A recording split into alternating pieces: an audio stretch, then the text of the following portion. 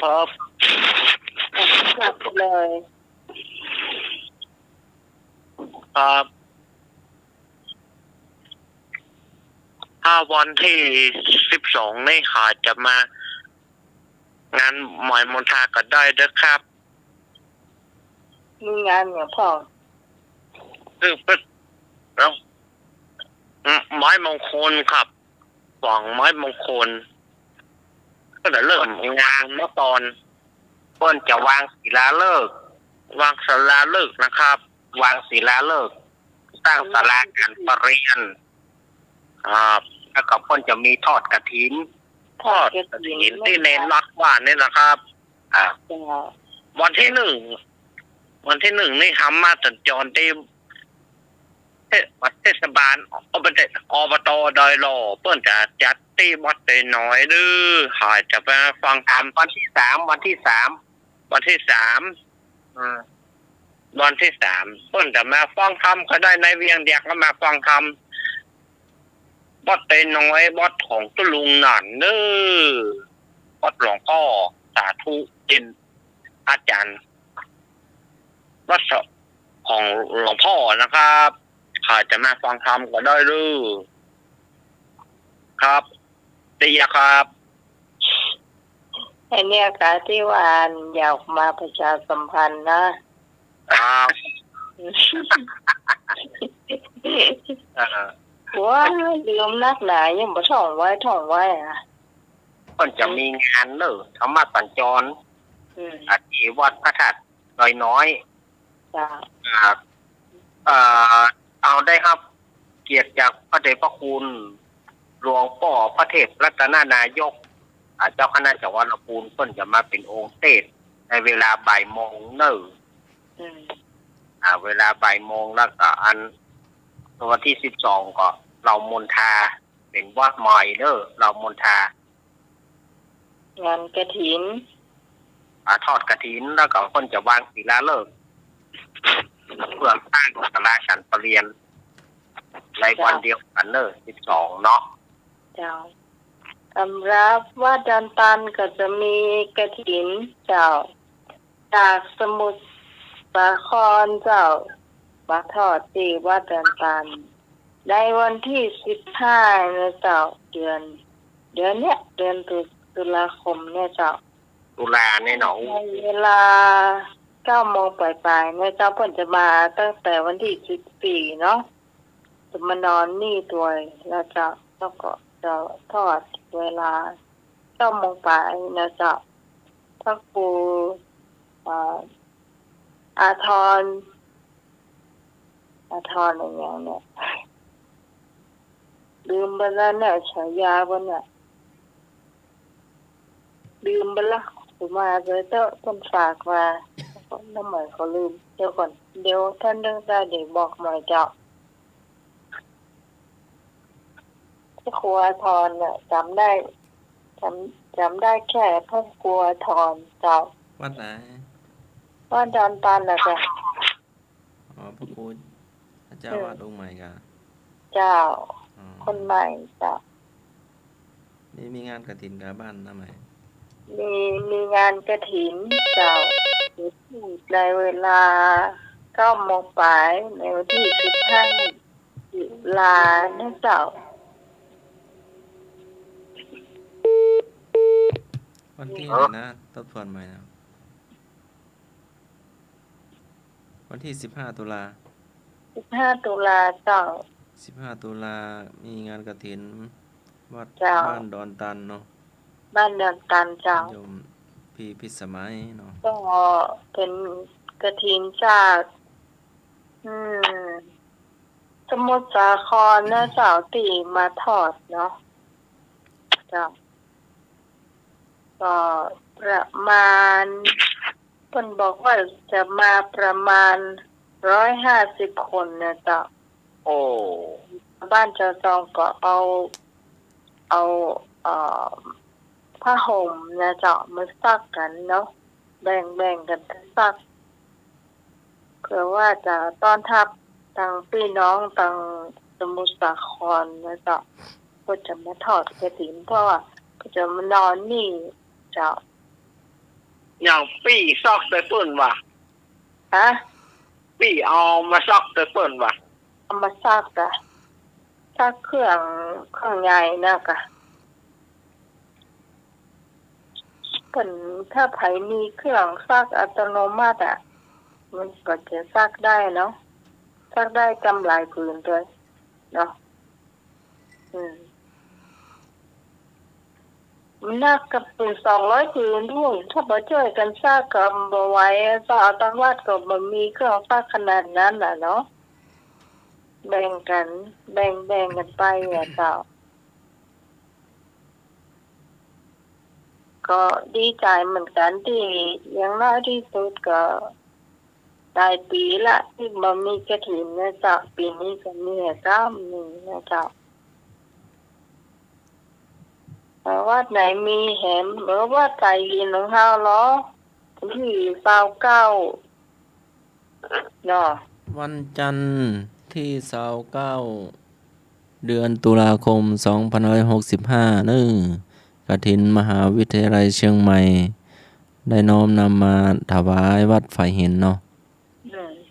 วันจันทร์ที่29เดือนตุลาคม2565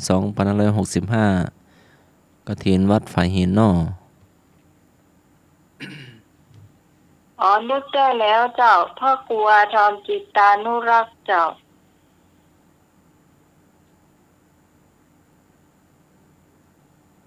อาทรนะเจ้าอาทรจิตานุรักษ์พระครูรูปใหม่เนาะเจ้าวาดรูปใหม่พระครูอาทรจิตานุรักษ์เจ้าชื่อมันผู้หลวงมันต่างเนาะนี่เปิดมีคำว่าอาทรกันเนาะฮัลโหลมีสายมานึงนมัสการครับเป็นท่านแรกครับว่าใดอ่ะไอ้กฐินวัดฝ่ายหินมากฐินวัดฝ่ายหินเจ้าวันที่29นี่วันจันทร์ไก่รถไฟมองคนที่อยู่นี่ผมไปตรงนี้วัดใหม่มณฑาได้ก็เห็นนะครับผมจะไปเหมือนกันนะเส้นไก่ด้วยน้ำราชการก็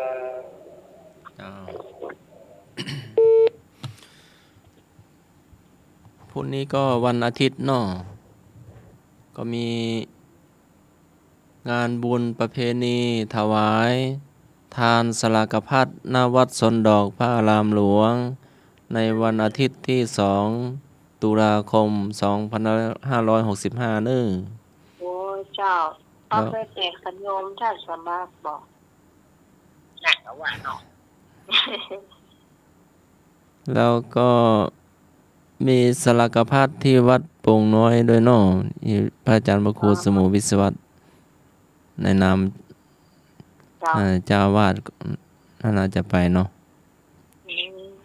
เพราะมีหนังสือนิมนต์ตัวเนาะพรุ่งนี้ตั้งแต่9 โมงเป็นต้นไปเนาะที่วัดโป่งน้อยเนาะทำบุญถวายสลากภัต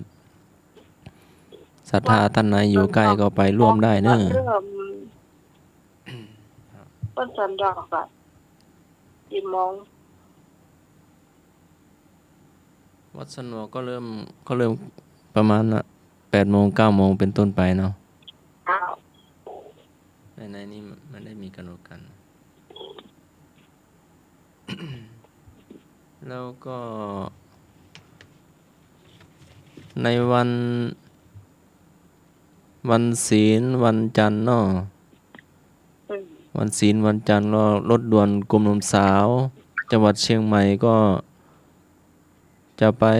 ที่วัดสันป่าแดงตำบลต้นเปาอำเภอสันกำแพงจังหวัดเชียงใหม่ในวันจันทร์ที่3กันยายน2565เนาะเตรียมตัวเจ้าแม่ก็ชวนศรัทธากันไปนึจ้าโอ้หลายแน่นอนเจ้าเพราะว่าตำบลเพิ่นกว้างเนาะหลายแน่ๆเจ้า งานบุญทั้งนั้นเลยงาน งานบุญก็มาเรื่อยๆเนาะ ครับมาเรื่อยๆการเนี้ยแต่มาขาดนะครับ แล้วก็ หอมได้ครับหอมที่กำลังเรามี เจ้า ตอนนี้ฝนตกก็หนักเนาะ สำหรับงานของเราก็คืองานผ้าป่าสามัคคีเจ้า ครับ เจ้า ทำมาใครเครียดนะเจ้าเนาะ เราจะตั้งวันที่15 เดือนมกราคม ตอนนี้เนี่ยผู้ร่วมทำบุญของเรามาเนาะก็มีแม่สีพันธ์จิตตาโดนะเจ้า12,000 บาทนะเจ้า ครับ 2 ปีก่อนกำมลเคยกลางนะเจ้า 2,000 บาทนะเจ้า ครับ 3 แม่แดงดอกตะล่อม ดอกตะล่อม ปล่อยเจ้า ครับ 1,500 บาท รวม ครับ ไปถึงป้อมูลว่ามีแล้วก็ ครับ ป้อฝันแม่คำโดยนะเจ้ารวม3 ท่านนี้นะเจ้า1,500นะเจ้า ครับผมที่ท่านที่4นี่ก็จะมี ในกันทา จันทรานี่จะอาหารแล้วก็ยอดมาแล้วนะเจ้าทั้ง5นะเจ้า ครับผม มาแล้ ขอบ ว คุณค นะ รับ เจ้าต่อมาก็จะเป็น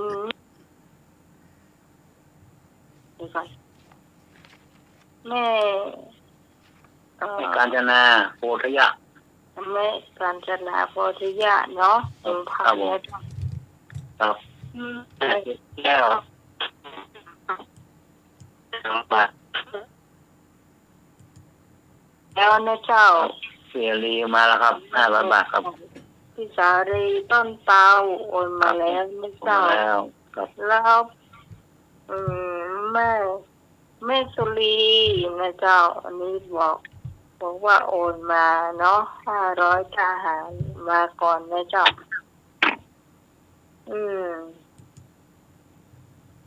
แล้วจะมีเตื้อไหมปัน5นะเจ้าไอ้หน่วยปัน5นะเจ้าอันนี้เตื้อไหมนี่ก็จะเก็บไว้เพื่อจะเอาไว้จ่าอย่างก็อาหาร ครับ เผื่อเพิ่นจะมาเบิกล่วงหน้านะเจ้า ครับ จะต้องรักษาไว้ทุกปีคงอาจจะเบิกมากกว่านี้เขาก็จะเอาเงินสดบ่เอาไปก่อนนะเจ้าอย่างนั้นจ้ะก็ปีนี้อันเขาก็มาของเพิ่นค่อนข้างจะหนักพอสมควรนะมาเอาหนักกว่าปีแล้วหั่นนะเจ้าแล้วคิดว่าปีนี้คนจะหลายนะจ๊ะคนหลายแน่ๆเนาะ ครับ แล้วมีคนที่หอมแต่ว่าก็จะโอนมาเมื่อใดก็แล้วแต่นะจ๊ะก็เป็นอย่างนี้จ้ะแล้วไม่ได้ก็เมื่อใดจะได้นะจ๊ะสวัสดีเจ้าน มัสการครับผมแบงค์พันธุ์ประเทศผมพร้อมแล้วครับที่จะไปร่วมครับโอ้พร้อมแล้วพร้อมเสมอเลยครับครับ สำหรับคนที่เพิ่นบอกมานะเจ้าถ้าพร้อมก็โอนเข้ามาได้ถ้าบ่พร้อมก็ยังบ่ต้องโอนเพื่อก็ได้นะเจ้าไม่มีพี่สาวอัมภัยเริงเดชนะจ๊ะ500นะเจ้าพี่ตองปอบงสรปี500นะเจ้าใครแฮมเนี่ยเดี๋ยวก่อนผมมดมีใกล้กับไอ้หน่อยมีสำเนเราราคนเดือนนาน 1,000 ครับ แล้วก็มี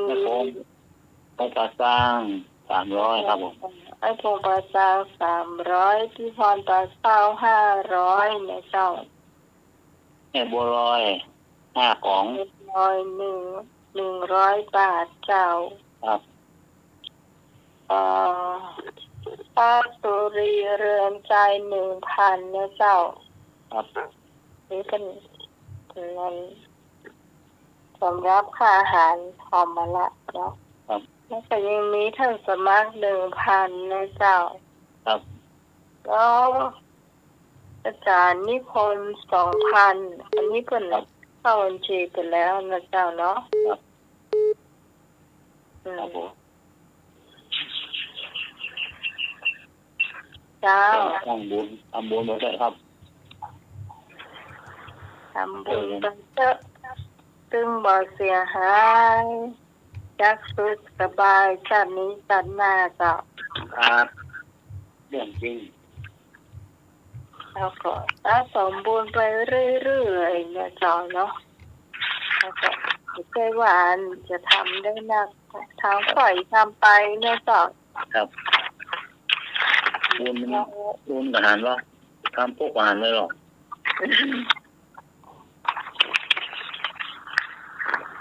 เดี๋ยวเขาก็เก็บเงียนอาจารย์นิพนธ์มาแล้วเนาะเจ้ามาสการเจ้าอาจารย์นิพนธ์ อ้าวเจริญพรครับโฆษณาเสร็จหรือยัง เรียบร้อย 10 นิ้วไหว้สาองค์สมเด็จพระสัมมาสัมพุทธเจ้า พระธรรมเจ้า พระสังฆเจ้า ขอนมัสการท่านผู้อำนวยการสถานีพระครูสมุวิศวัตรวรกิจโจฝ่ายหินผู้อำนวยการสถานี FM 104.5 เมกะเฮิรตซ์กราบนมัสการท่านอาจารย์สมัครครับผม ครับผมกราบนมัสการพระอาจารย์นิพนธ์ สวัสดีสำเนียงรัก ครับนมัสการครับ เจริญพรโยมพิษสมัยบัวเกียงดันตัน เจ้าน้ำมันเจ้า เจริญพรโยมหน่วยครับผมครับโยมพรปากเจ้าลูกบุญกัดก้อมโยมน้อยสารกลางโยมกรขมลคำเอ้ยแล้วก็อีกหลายๆโยมธรรมะใครเครียดทุกๆคนขอเจริญพรตับนมัสการครับผม เขาจะไปเข้าบัวเกียงกับเนี่ยเนาะ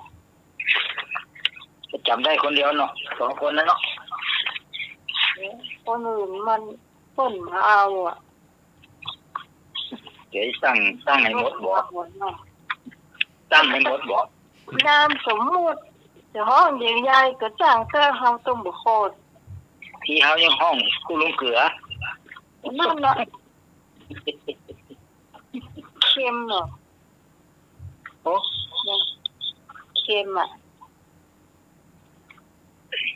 เกลือมันเค็มเป็นเกลือได้เลยถ้ามันหวานก็เป็นน้ำตาลน่ะ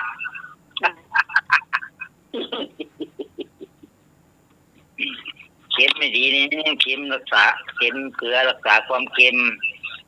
เนื้อเค็มก็ยังล้ำอยู่เหรอ อร่อยจ้ะเนาะ เออมัดเกลือ เนาะ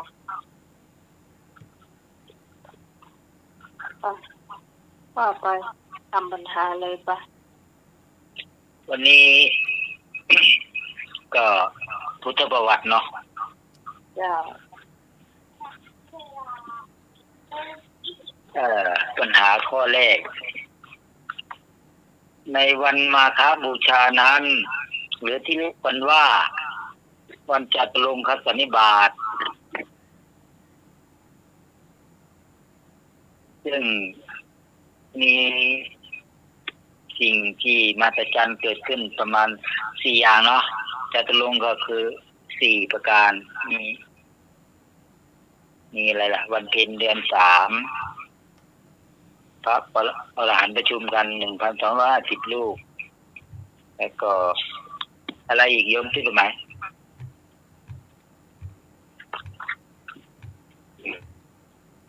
ตรงเหล่านั้นล้วนเป็น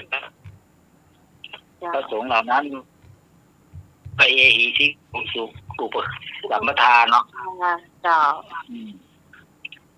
คำถามนี้ว่าอยากทราบว่าพระอรหันต์ที่มาประชุมกันนั้นสำเร็จอภิญญาอะไรกอไก่อภิญญา3ขอไข่อภิญญา4คอควายอภิญญา5งองูอภิญญา6ในวันมาฆบูชานั้นที่เรียกกันว่าวันจตุรงคสันนิบาตอยากทราบว่าพระอรหันต์มาประชุมกันนั้นสำเร็จอภิญญาอะไรกอไก่อภิญญา3ขอไข่อภิญญา4คอควายอภิญญา5งองูอภิญญา6ตอบไปแล้วอภิญญา6เอาพอตอบเองมันก็ตอบคนเดียวหรือไง053810406 053226058สวยนั่นเนอะงองูนั่นเนอะ งองูอภิญญา6เนาะ ครับ ไอ้หน่วยเหรอ งองูควายขอไก่งู มาโอ้ยเนี่ยครับ เจ้าข้อไหนมาคำสองให้สวัสดีเจ้า เจ้าก็ต้องก็เอางองูนะเจ้า เจ้า เจ้า 053226058โทรมาใหม่เด้อตะกี้ลงไปกดอีกเครื่องนึง เจริญพรโยมตองเด้อ ใส่ชื่อพี่ตองว่าใดฮะ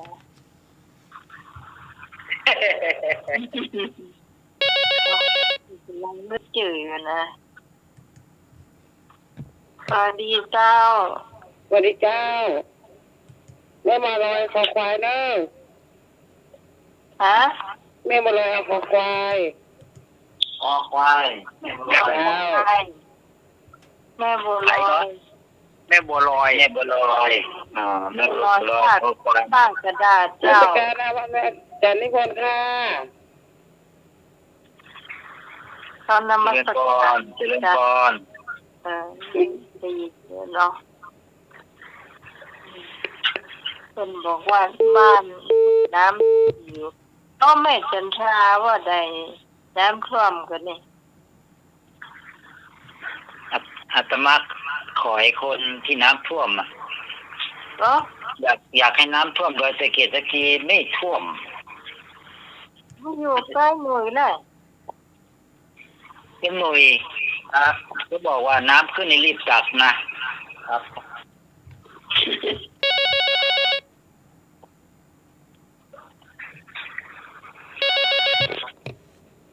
เจริญพร เจ้ากราบภาษาพระอาจารย์ท่านพระครูสมุทรสิบัตรรัตน์โยผู้อำนวยการสถานีเจ้ากราบภาษาท่านสมาเจ้า เอิ้นพร กราบภาษาพระอาจารย์นิพนธ์วัดพระธาตุไดสะเก็ดเจ้า เจริญพร ลุงเกลือเนาะเจ้ากราบภาษาเดนรับเจ้า เจริญพร จ้าสวัสดีน้องใหม่เจ้า จ้าสวัสดี สวัสดี เจ้า น้องหน่วยเจ้า ครับสวัสดีครับผมนอน จ้าสวัสดีธรรมะใครเชื่อทุกท่านที่นอนตอบข้องูเหมือนกันนะเจ้า ห้อง เจ้า จ้าวันนี้มาได้ไปไหนปฏิบัติธรรมอยู่ที่บ้านเจ้า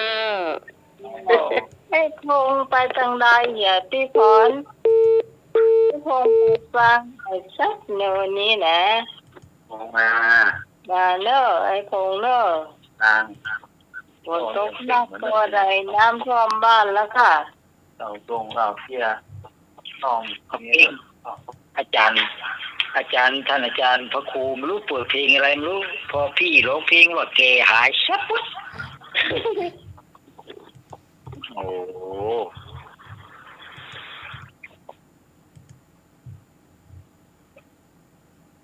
โห พอร้องเพลงป่าช้างเท่านั้นแหละเอาเพลงป่าช้างมาเปิดโอ้โหปากมันท้ายใหญ่เลยโอ้เพลงจริงเปลี่ยนจากสัญญาณรักเนี่ยใจมาเป็นป่าชวางก็ดีนะ มีเจ้าไตเติ้ลเอาเปลี่ยนมาได้เจ้าน มัสการครับผมเป็นพันธะครับ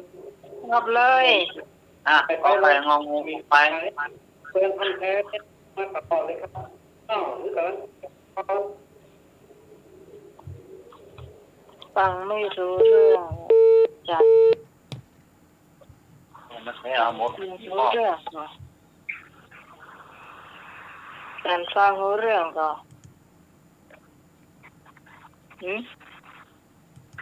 ไอ้ฟังรู้เรื่องพ่อหนู มีก็ฟังอ่ะมีวัฒนอะไรอ่ะ คือโทรมาบ่อยแต่ว่าตู้บ่รู้เรื่องอ่ะ ตกฟังห้องได้ยินเสียงก็ดีแล้วเดี๋ยวเรายังฟังอยู่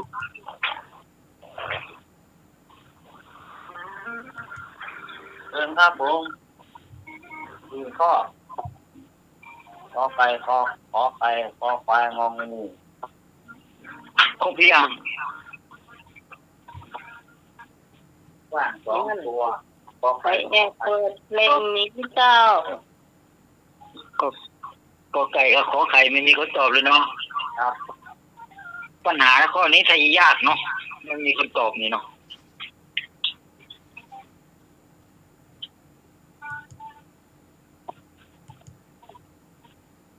ในบุญตอบคนไหนในบุญมาหรือยัง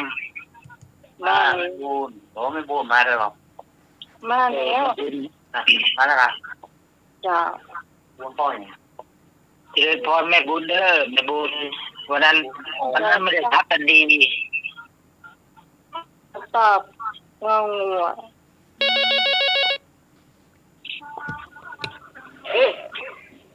เจ้าน้องหมายงองูมีหลายคนแล้วนะพี่พรตัดใจเอาพี่พรเอากอไก่ดีกว่าเจ้า เจ้า จ้าแต่ไอ้พงษ์ได้มานะสงสัยน้ำท่วมป่าซางนักเจ้า นี่เอ้ย จ้า นี่เจ้า พรเนี่ยพรไปละ น้ำท่วมป่าซางโอ้ เจ้า เจ้า เจริญพร อันนี้พลไว้สาเจ้า เจริญพร เจ้าเอากอไก่คุยเรียนพี่ขอท่านนะเจ้า ในบุญเหรอ เจ้า เจ้า ในบุญเป็นไงบ้านน้ำท่วมไหม ฮะ น้ำท่วมเปล่า เดี๋ยวตามไปแล้ว ตังหมด ทำไมจะไร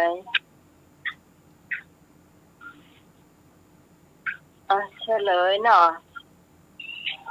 เสร็จเลยในวันมาบัคคาบูชาหรือที่เรียกกันว่าวันจตุรงคสันนิบาตนั้นจะทราบว่าพระอรหันต์ประชุมกันนั้นสำเร็จอภิญญาอะไรก็ไก่ก็ไม่ถูกก็ไก่ก็ไม่ถูกให้ชนะตอบข้ององูได้เจ้าคอควายก็ถูกให้ชนะงองูไม่ถูกคอควายไม่ถูกงองู6เป็นคำตอบที่ถูกต้องพระสงฆ์250รูปประชุมกันโดยไม่ได้นัดหมายวันนั้นเป็นวันเพ็ญเดือน3พระสงฆ์รวมเป็นพระอรหันต์ได้อภิญญา6พระสงฆ์เหล่านั้นล้วนรวดได้มัทธานี่มันจะทำอีกทีนะครับ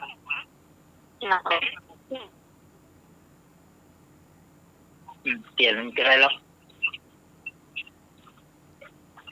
นี่น้องครับอาจารย์สมัคร เดียวมาจังได้ฮู้ก่ะ พระพุทธเจ้าเสด็จจาริกมาถึงตำบลอุรุเวลา ซึ่งมีสตรีสามพี่น้องอาศัยอยู่คืออุรุเวระกัสสปานาทีกัสสปะและขยากัสสปะ โดยอุรุเวระกัสสปะเป็นหัวหน้าของสตรีสตรี500 คน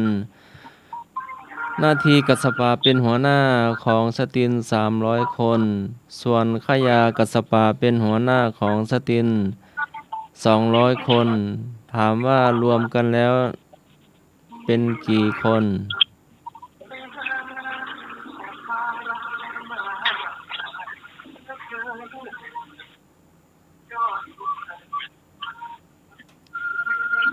รวมกันแล้วเป็นกี่คน เดี๋ยวนับตึงอันนั้นปอนับตึงชลินเด้อหรอ จ้าพี่เขาตอบลูกน้องก็มีพันเดียว แล้วก็หัวหน้า3ก็เป็น1,300เจ้า เป็น1,300 คน 1,000 กับ 3 คน พันกับ3 คน 1,000 กับ 3 คน รวมหัวหน้าสำนักกะ เออ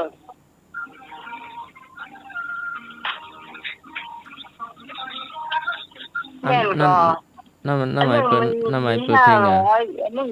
300 เจ้าแม่นละ อันนี้200และหัวหน้าแต่ละคนอ่ะ มีคนก็มี3 คนอ่ะ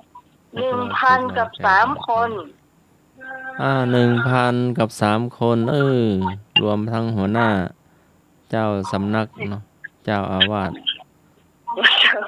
บ่ใจกะครับผมกับนิมนต์พระอาจารย์นิพนธ์คำถามต่อไปครับ โอ้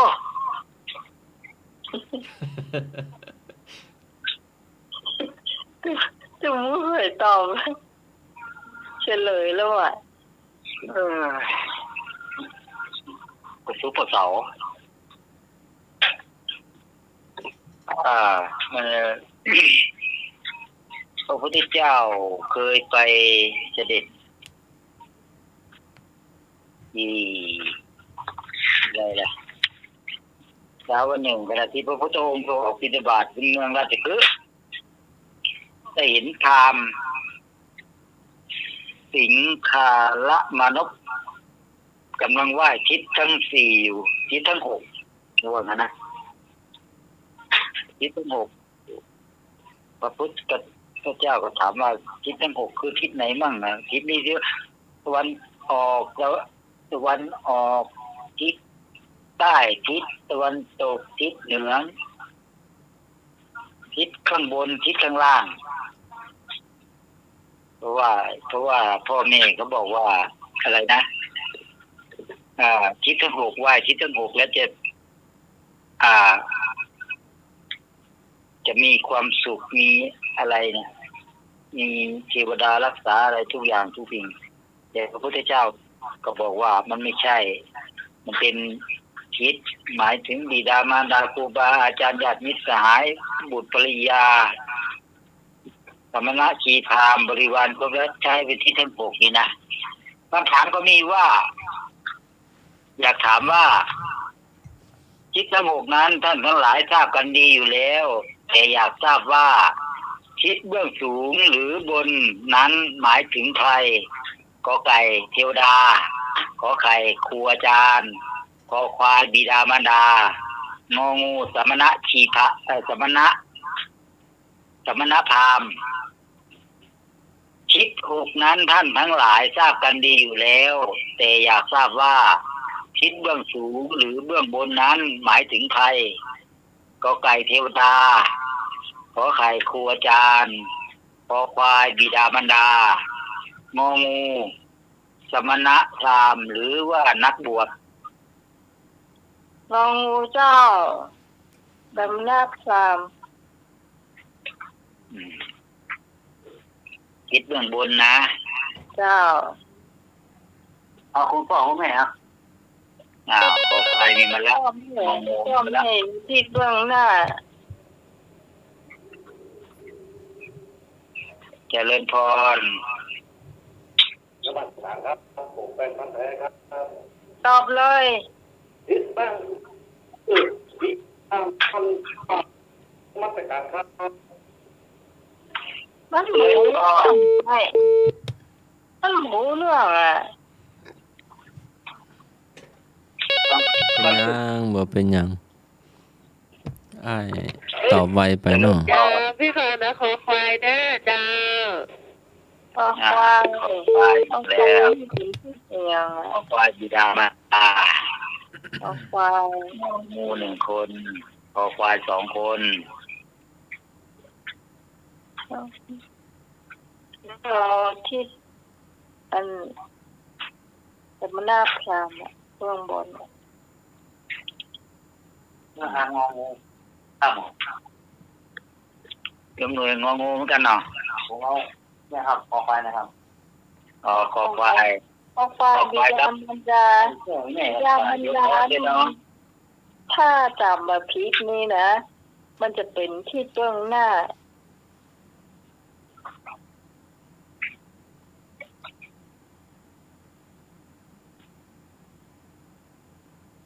ถ้าจำมาพีคเนี่ย ถ้างั้นงองูก็จำว่าผิดเนี่ยนะ ใช่แน่นอนจำไม่ผิดหรอก ขอควายเบื้องหน้างองู เบื้องหลังคือบุตรภรรยา เจริญพร ที่เบื้องหลังอ่ะ จ้าจ้าตัวน้องใหม่เด้ององู เจ้า จ้า เอาให้จำว่าผิดเลยเนาะ เจ้า ที่ท่านนิพนธ์ถามว่าน้ำท่วมก่อกะน้ำมันได้ท่วมแห้งวันละแห้งท่วมน้อยเดียว โอ้วันนั้นที่ไปเจอแม่บุญที่วัดเจ็ดเจ้าน้ำท่วมนั่นน่ะ วันนั้นท่วมตะกี้เด็กเจ้านี่ก็ท่วมหน่อยหนึ่งท่วมน้อยเดียวเจ้า วัดเจ็ดยอดก็ท่วมเป็นแก้วเลย เจ้าไม่ทราบเจ้า เจริญพร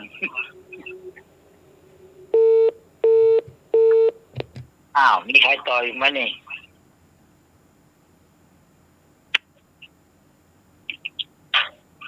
ทิศถูกนั้นท่านทั้งหลายทราบกันดีอยู่แล้ว แต่อยากทราบว่าทิศเบื้องสูงหรือเบื้องบนนั้น หมายถึงใคร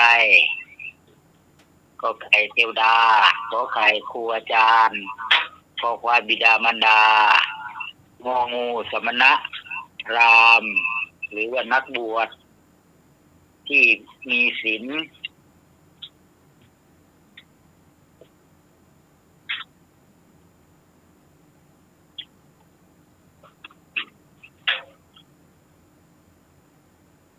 เจเจริญพรเจ รับเวลาอัน โอ้เย้ยนี่เป็นโกนครูมานี่ เอ้ยเจเฮ้ย เข้าฌานหนุ่มเจเจเข้าฌาน โยมนึกไปไหนโยมนึกวันนี้ไม่ได้ยินเลย เข้าฌานนี่เนาะ โยมนึกโยมมาติ๊กจากไม่วางกะ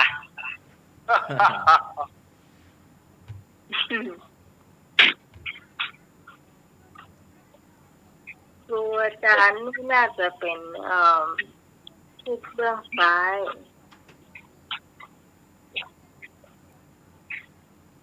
ที่เบื้องล่างก็เป็นอะไรอย่างก็เดี๋ยวก่อน ก็ไหนก็จำได้ คนท้ายอ่ะ ได้ยินเสียงอาจารย์สมัครหัวเราะแล้วก็อยากถามไปถึงวัดไฟถึงนะ ลูกว่า อะไร เดี๋ นะ ยวห่วงหน้า อะไรนะ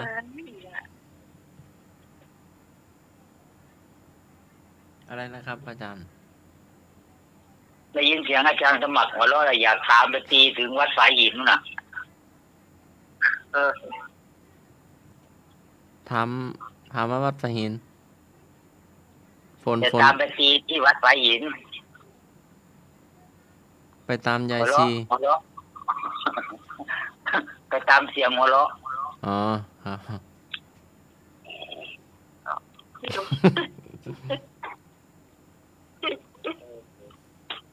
ใส่ถ้าใส่หูฟังนะจะได้ยินเจชัดเลยอ่ะ เออ อ้าว บ่เป็นหยังบ่เป็นหยังเป็นหยัง ไม่เป็นไรเนาะ ใจจริงเนี่ยเนาะ อ่ะเฉลยเนาะ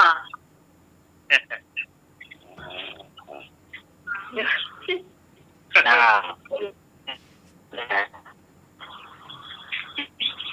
คิดร้านท่านทั้งหลายกันดีอยู่แล้ว แต่อยากทราบว่าทิศเบื้องสูงหรือทิศเบื้องบนมันหมายถึงใครทิศเบื้องหน้าหมายถึงบิดามารดาทิศเบื้องขวาหมายถึงครูอาจารย์ทิศเบื้องซ้ายก็หมายถึงเพื่อนและก็มิตรสหายทิศเบื้องหลังก็หมายถึงบุตรภรรยาทิศเบื้องล่างหมายถึงบริวารและคนรับใช้ทิศเบื้องสูงก็หมายถึงสมณพราหมณ์นักบวชผู้มีศีลต่อไปเป็นงองูเป็นคำตอบที่ถูกต้อง งูอืม งู ไหม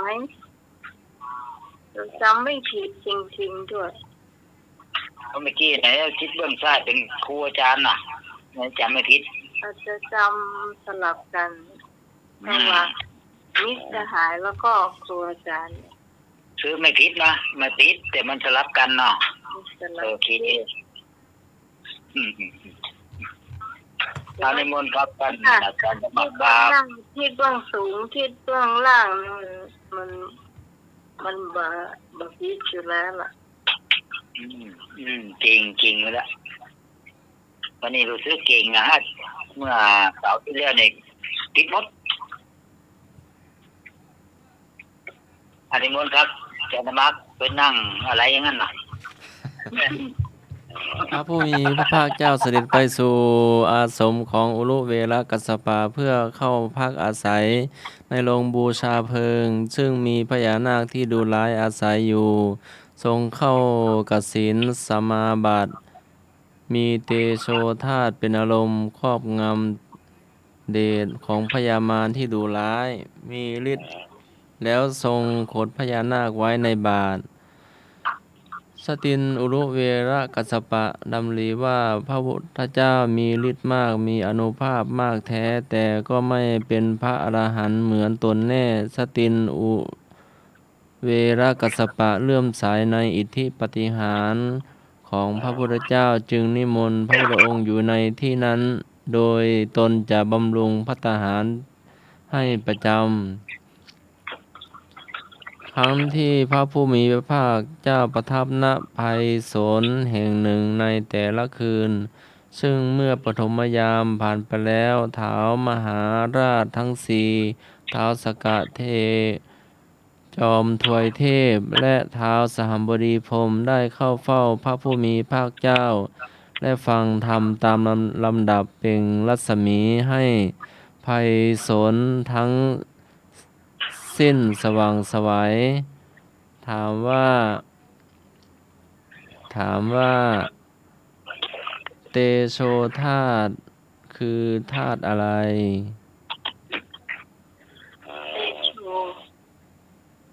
เตโชคือไฟ ธาตุไฟ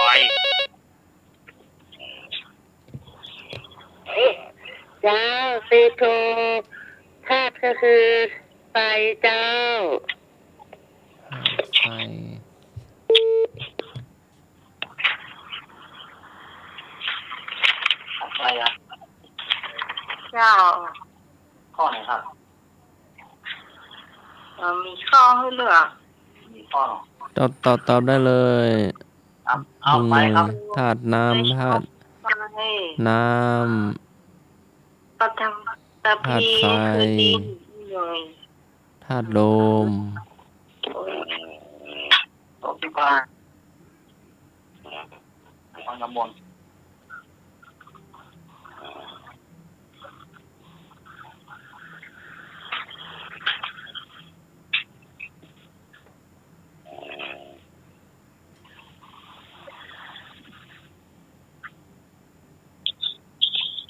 สะเลย เตโชธาตุคือธาตุไฟเนาะ ครับ ไม่เห็นแน่แน่เออ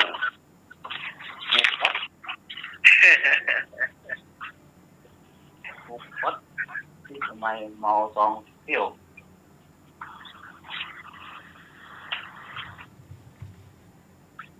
ครับผมพระอาจารย์นิพนธ์ครับผม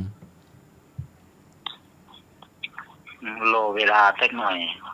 น่าจะว่าให้เป็นหน้ากระดาษเนาะยังมีคนสอดเจ็ดมีเอฟเฟกต์เนาะ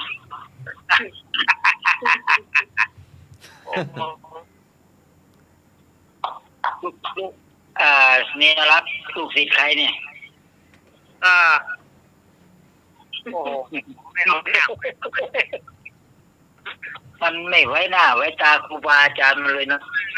ไว้หน้าไว้ตาเลยนะ ข้าวในการเสด็จกรุงกับบิณฑบาตของพระพุทธองค์เมื่อพระพุทธองค์ตรัสรู้แล้วเกิดอภินิหารมาสจันขึ้นกี่ครั้งกอไก่1 ครั้งขอไข่2 ครั้งคอควาย3 ครั้งงองู4 ครั้งในการเสด็จกรุงกับบิณฑบาตของพระพุทธองค์เกิดอภินิหารมาสจันขึ้นกี่อย่างกอไก่1 อย่างขอไข่2 อย่างคอควาย3 อย่างงองู4 อย่าง กอไก่ครับ ก็ไป1 อย่างเนาะ ครับ อย่างเดียว อย่างเดียวกอไก่ เจ้า ว่าแต่เขาละฮะ ฮะ เฮ้ยกอไก่นะครับกอไก่ใช่ไหมครับกอไก่1 อย่างขอไข่2 อย่างขอควาย3 อย่างงองู4 อย่าง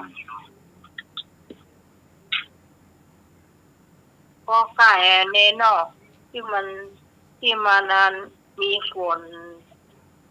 ตกกันเนาะ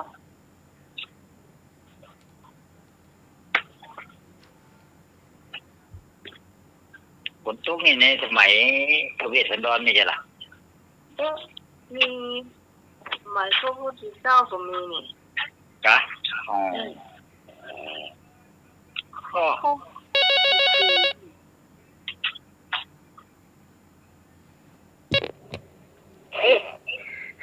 จ้าพี่พร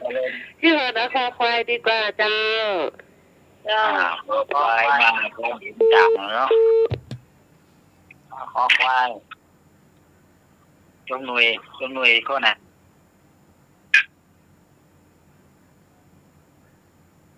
ตัวกอไก่เดี๋ยวหมายตัวกอไก่ เจ้า เดี๋ยวอาจารย์สมัครเอาโนเนนไหม ครับผม ก็นั่งเกาหัวอย่างนั้นนะ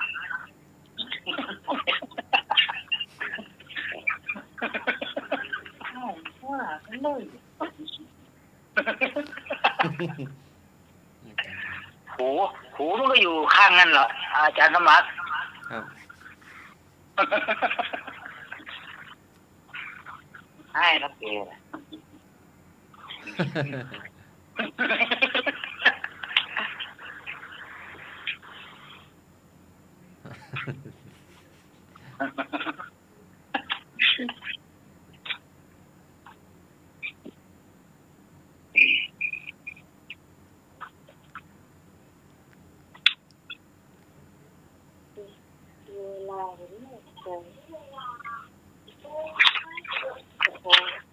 คนตอบ1 อย่างกับ3 อย่างเนาะครับ2 อย่างมันมีคนตอบเลย4 อย่างก็ไม่มีคนตอบเลยแม่บุญมาช่วยตอบหน่อยแม่บุญ พี่จ้องเนาะพี่จ้อง โยมทองโยมพรไปไหนหมดโยมพรตอบขอควายเนาะครับ พรตอบ3ค่ะ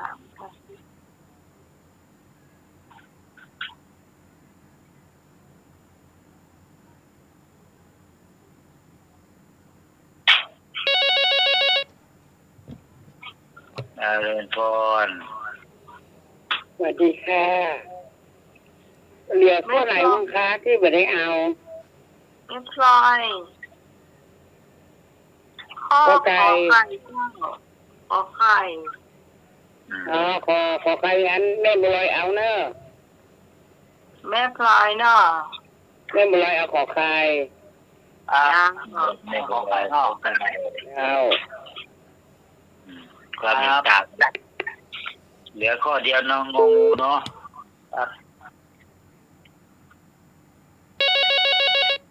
งงเข้าฝัน เจ้าจะงองูก็เอางองูนะเนอะ เจ้า เจ้า มันเหลือข้อเดียวเนาะ จ้า แม่ภูมิ เจ้าภาษาเจ้า ของงง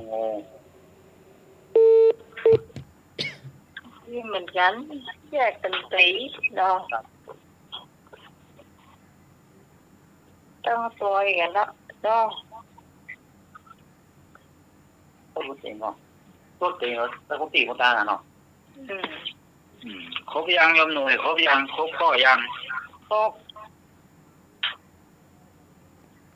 ขอใครงองูอ่ะเนี่ยต่อ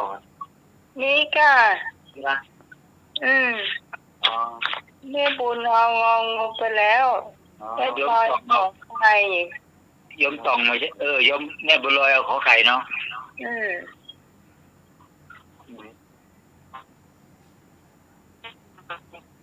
ให้เวลาอีกสักนาทีหนึ่ง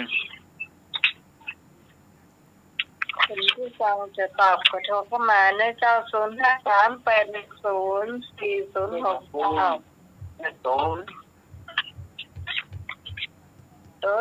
แม่โสธรแหกไปไหนเนี่ย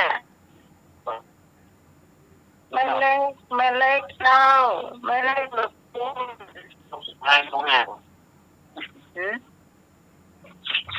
ตีมาโยกแง่ จังมายกสุดท้ายนะจังทำเขามันลับมันนอนนะเจ้าหมดเวลาแล้วเนอะของช่วงตอบธรรมะเนอะโดยธรรมะว่าถ้าประวัติเนอะวันนี้นะ เอฟข้อหนึ่งกะ ในการเสด็จกรุงกับบิณฑบาตของพุทธองค์เกิดอภินิหารมาแต่เป็น3 อย่างงองู4 อย่างเมื่อการุทยีได้นิมนต์พระพุทธองค์กับกรุงกับบิณฑบาตบรรดาพระประยุรญาติทั้งหลายประชุมกันเพื่อต้องการจะเห็นพระพุทธเจ้าแต่เราประยุรญาติที่มีอายุมากกว่าไม่มีผู้ใดแสดงความเคารพเลยเพราะคิดว่าตนเองอายุมากกว่าพระพุทธเจ้าจะต้องแสดงความเคารพแก่ตนต่างหากพระพุทธองค์ก็เลยเหาะขึ้นไปบนอากาศเหนือศีรษะของประยุรญาติประดุจโปรยทุลีดินจากพระบาทลงบนศีรษะของประยุรญาติเหล่านั้นคือทำอภินิหารลอยขึ้นไปบนอากาศเหมือนกับโปรยธุลีดินลงมาเพื่อทำลายความถือตัวและยังจิตให้เลื่อมใสลำดับนั้นพระพุทธบิดาเห็นอัศจรรย์เช่นนั้นก็ประนมพระหัตถ์อภิวาท3 ครั้งเหล่าประยุรญาติก็ทำตามโดยไม่มีผู้ใดแข็งขืนถือตนเลยอันดับที่ 2ก็ฝนโบกคละพัดได้ตกลงมาโปรยปลายลงมาในท่ามกลางประชุมประยุรญาติทั้งหลายว่ากันว่าฝนโบกคละพัดนี้เป็นฝนเม็ดสีแดงโปรยปลายตกถูกพื้นก็ไม่เฉอะแฉะผู้ใดปรารถนาให้เปียกก็จะเปียกไม่ปรารถนาให้ไม่เปียกก็ไม่เปียกคนที่ตอบ2 อย่างเป็นคำตอบที่ถูกต้องขอไก่1 อย่างขอไก่2 อย่าง แม่พ ข ล อ อย ไก่3 อย่างมีโยมแม่บัวลอยตอบถูกคนเดียว พลอยว่าแม่บัวลอย แม่บัวลอยไม่รอยละ แล้วน้องฟังเสียงเป็นแม่พลอย โยมพรตอบ3 อย่าง 3เจ้ายืนยันหน่อยใครตอบ2อ่า เจ้า ขอใครของแม่บุญลอยนะคะ หน้าไม่เป็นรอยไม่เป็นรอยไม่เป็นรอยถูกคนเดียวครับคือเหาะขึ้นไปบนฟ้าแล้วก็เหมือนโปรยปลีดินลงมา แล้วก็ฝนโบก จริง สารพัด ๆเหมือนอาจารย์นิพนธ์พูดจริงด้วย เพราะว่าท่านเหาะขึ้นไปบนอากาศก่อนเนาะก่อน ใช่ ก่อน พอ ที่ฝ ขอน ลงไปแล้วก็ประยุนญาติก็คงทำวันทาพุทธองค์แล้วก็พอทำวันทาเสร็จก็ฝนโบกคารพัดก็ตกลงมา มีอยู่2 ประการ เนี่ยถือบอกว่ามันไม่ใช่มีแค่พระเวสสันดรมีตอนที่พระพุทธเจ้าเราก็มี ตอนแรกว่าจะถามว่าฝนโบกคารพัดนี่จะตกในสมัยพุทธกาลกี่ครั้ง เดี๋ยวรู้หมด ในสมัยพุทธกาลตกกี่ครั้งอยู่หมายว่า พุทธกาลเหรอ ฝนโบกคารพัดนี่ตกในสมัยพุทธกาลกี่ครั้ง น่าจะครั้งเดียว แล้วในสมัยพระเวสสันดรล่ะ ครั้งเดียว รวมกันได้กี่ครั้ง 2 ชาติก่อนกับชาตินี้เนาะ จ้า ชาติละครั้งวันนี้ก็เป็นว่าธรรมะในวิชาพุทธประวัติก็จบลงแค่นี้เนาะ จ้า พูดเรื่องเก่าเล่าเรื่องก่อนวอนให้คิด เหมือนยาพิษติดนิสัยใจหม่นหมอง ปัจจุบันเรื่องมากหลายตั้งกายกองมัวขุนข้องต้องดูเถิดเกิดผลดี อนาคตอาจนงอขอสักหน่อย อย่าหวังคอยวาสนาพาบ้าที่ยังไม่ถึงพึงตระหนักหลักให้ดี เพราะพรุ่งนี้อาจบุญเลื่อนลับไป ก็ขอกราบนมัสการท่านผู้อำนวยการสถานีกราบนมัสการท่านอาจารย์ธรรมะครับ ครับผ สวัส ม ดีครับรักเจริญพรโยมที่สมัยเจริญพรโยมหนุ่ยโยมในคำอะไรแถวโดยน้อยพัฒนาโยมพรปัดเศร้าแล้วก็ขอเจริญพรญาติโยมธรรมะไตรเกียรติทุกท่านวันนี้ก็ขอพักผ่อนก่อนขอเจริญพรแล้วก็กราบนมัสการครับผมอายุวันโนสุขังพระลาม สาธุ สาธุการนมัสการครับผม อาจารย์นิพนธ์พัทยาโนเนื้อเจ้าจากวัดประชาดอยสะเก็ดเนื้อเจ้าตอนนี้มาถึงช่วง5 ทุ่มแล้วโดยขนาดโลกจำเนินรักเป็นโยนันเจ้าเล่านิทานเจ้า ครับ มาถึงช่วงเล่านิทานแล้วเนอะประทาญาติโยมก่อนที่จะเล่านิทานอาตมาภาพก็ขอประชาสัมพันธ์ที่งานที่อยู่ในมือเนาะวันที่3ก็คือวันจันทร์ที่จะถึงนี้ตรงกับวันพระวันศีลเดือนเกี่ยงเหนือเดือนเกี่ยงหรือว่าเดือนให้เหนือเดือน11ใต้ขึ้น8ค่ำก็ธรรมสัญจรที่พระธาตุน้อยโดยพระเดชพระคุณหลวงพ่อพระเทพรัตนานายกเจ้าคณะจังหวัดลำพูนวัดพระธาตุแห่งฤทธิ์พุนชัยเพิ่นจะมาเป็นองค์แสดงเป็นองค์แสดงธรรมในวันนั้นเวลาช่วงบ่ายเนอะแล้วก็ถัดไปวันที่6 ตุลาคมขอวัดตอนจันทร์ตำบลเวียงกาหลงอำเภอเวียงป่าเป้าจังหวัดเชียงรายงานทำบุญอายุวัฒนมงคล34 ปีพรรษา14ของท่านพระครูปรัตนพงศ์ทิตาวุฒศิริวัดตอนจันทร์เนออันนี้ก็ควรจะทำบุญอายุวัฒนมงคลทำบุญวันเกิดวันที่11 ตุลาคม เดือนเกี่ยงเหนือแฮมลึ่งค่ำก็จะมีงานตักบาตรเทโวบอกว่าจะเป็นวัดไปหินของเฮาวัดเกตการาม วัดพระธาตุดอยน้อยวันต้อนรับตักบาตรเทโวโรหณะอันที่หูกันเนี่ยมีสามวัดหลักๆเนาะวัดไปหินวัดเกตการาม พระธาตุดอยน้อยแล้วก็วันที่12ก็เป็นงานวางศิลาฤกษ์ตั้งศาลาการประเรียนและก็ทอดกฐินวัดใหม่เหล่ามนทาตำบลดอยหล่ออำเภอดอยหล่อจังหวัดเชียงใหม่อันนี้ก็แล้วก็13อารามทุ่งเศรษฐีตันต่ออำเภอเวียงป่าเป้าจังหวัดเชียงรายอันนี้คาราวานของวัดไผ่หินเราจะไปถ่ายทอดเนาะเพราะว่าจะเป็นที่เรามนทาแล้วก็ตันต่ออารามตันต่อเนาะของคาราวานวัดไผ่หินเราจะได้ไปถ่ายทอดเสียงกับสถาญาติโยมได้ฟังกันมาแล้วก็งานของพระป่าของเราก็15 มกราคม66เนอตรงกับวันอาทิตย์เนาะฉะนั้นก็ประชาสัมพันธ์กันไปเรื่อยๆหรือเวลาทำประมาณ3 เดือนปลายที่เราจะมีการทอดพระป่าสามัคคีของทีมงานธรรมะคลายเครียดของเราเนาะแล้วก็สถานญาติโยมที่จะ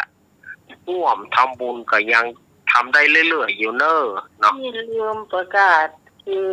แม่น้อยหีบทอง 1,500 เนาะที่ไม่เม็ดมวยโอ้1,500เหมือนกันเจ้าแม่น้อยหีบทองลืมลืมเปิ่นนะลืมเปิ่นแกจ้าอันนี้ก็จะได้ก็งานต่างๆเนาะที่อาตมาประชาสัมพันธ์ไปก่อนเขาก็จะได้ประชาสัมพันธ์กันไปเรื่อยๆเอาเป็นสเต็ปเอาเป็นงานไปเนาะรายญาติโยมมาถึงวันนี้ก็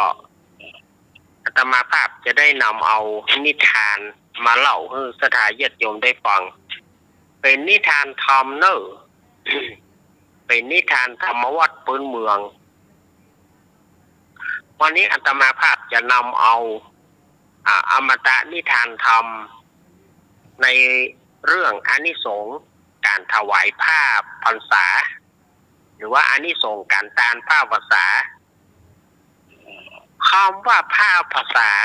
หรือว่าผ้าจำนำพรรษามันมีความหมายอินโยมเนอะสำหรับญาติโยมบางท่านอาจจะถามว่าผ้าจำนำพรรษาหรือว่าผ้าภาษาที่ถวายทานแก่ตู้เจ้ามันเป็นผ้าอย่างเพราะว่าตู้เจ้าเขาฮับกฐินแล้วแต่ยี่หยังเปิ้นถวายผ้าภาษาความว่าผ้าภาษานั้นเปิ้นก็ถวายแด่ภิกษุแด่ตู้เจ้าแล้วก็พระเนนทั้งหลายที่เปิ้นจำพรรษาแล้ว3 เดือนเปิ้นก็มีถือว่าเป็นรางวัลนะถือว่าเป็นรางวัลแห่งพระสงฆ์องค์เนนอันนี้เจ้าบ้านเปิ้นฮื้อนะเจ้าบ้านเปิ้นถวายถือว่าเป็นรางวัลที่ว่าโอ้พระเนนเนี่ยได้จำพรรษาตลอดไตรมาส3 เดือนโดยบ่ได้ไปไหนถ้าบ่จำเป็น โดยบ่ได้ไปไหนถ้าบ่จำเป็นเนี่ยสถาญาติโยมในช่วงนี้อย่างอาตมาเขาช่วงนี้ครูบาอาจารย์จะไปไหนก็ต้องสันทหะอยู่นะสันทหะอยู่พอพ้นวันที่11ไปเอาก็ถือว่าออกพรรษาแล้วก็สถาญาติโยมเพิ่นก็ต้องภาพแล้วโยมต้องภาพเพิ่นจะถวายผ้าจำนำนี้เพื่อเป็นรางวัลเป็นของขวัญเป็นกำลังใจแด่ภิกษุสามเณรบัดเดี๋ยวนี้ มันปัจจัยกาตาอันบาดเดียวนี่มีเปี่ยวผ้าปูล่ามปูจานพุ่นปูล่ามก็ได้ผ้าปูล่ามได้ผ้าอย่างบางทีก็ได้ผ้าขาวม้าหรือว่าผ้าตองบางทีปูล่ามกับปูจานเนี่ยบางทีก็ได้ผ้าขาวม้าหรือว่าผ้าตองบางทีก็ได้เสื้อขาวเนี่ยสมัยก่อนเพิ่นเอาถวายแด่ภิกษุสามเณรตู้เจ้าท่านเนนต้านแต่บัดเดี๋ยวนี้มันก็ขยายไปความเข้าใจมันก็คาดเคลื่อนความจริงไปแต่ที่จริงนั่นเพิ่นถวายตู้เจ้าท่านเนนต้านบัดเดี๋ยวนี้บอกว่าปู่ล่ามป้อล่ามป้ออาจารย์เพิ่นก็มีบทบาทอยู่เขาว่าก็เอามอบผู้เพิ่นไปเนี่ยก็อ่านก็มีเพราะว่าผ้าจำนำพรรษานี่ก็แจ้งกับสถาญาติโยมคำที่อาตมาจะเล่ามานี้เพิ่นว่ามีสมัยหนึ่ง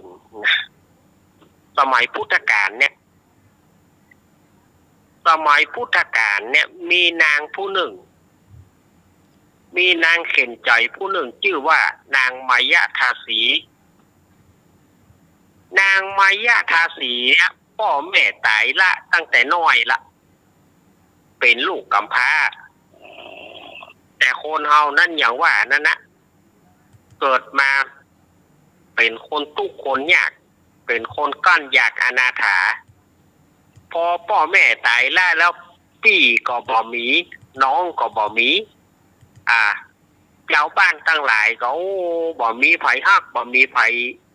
สนใจเลยนางมายาทาสีสู้ชีวิตตั้งแต่น้อยๆสถาญาติโยม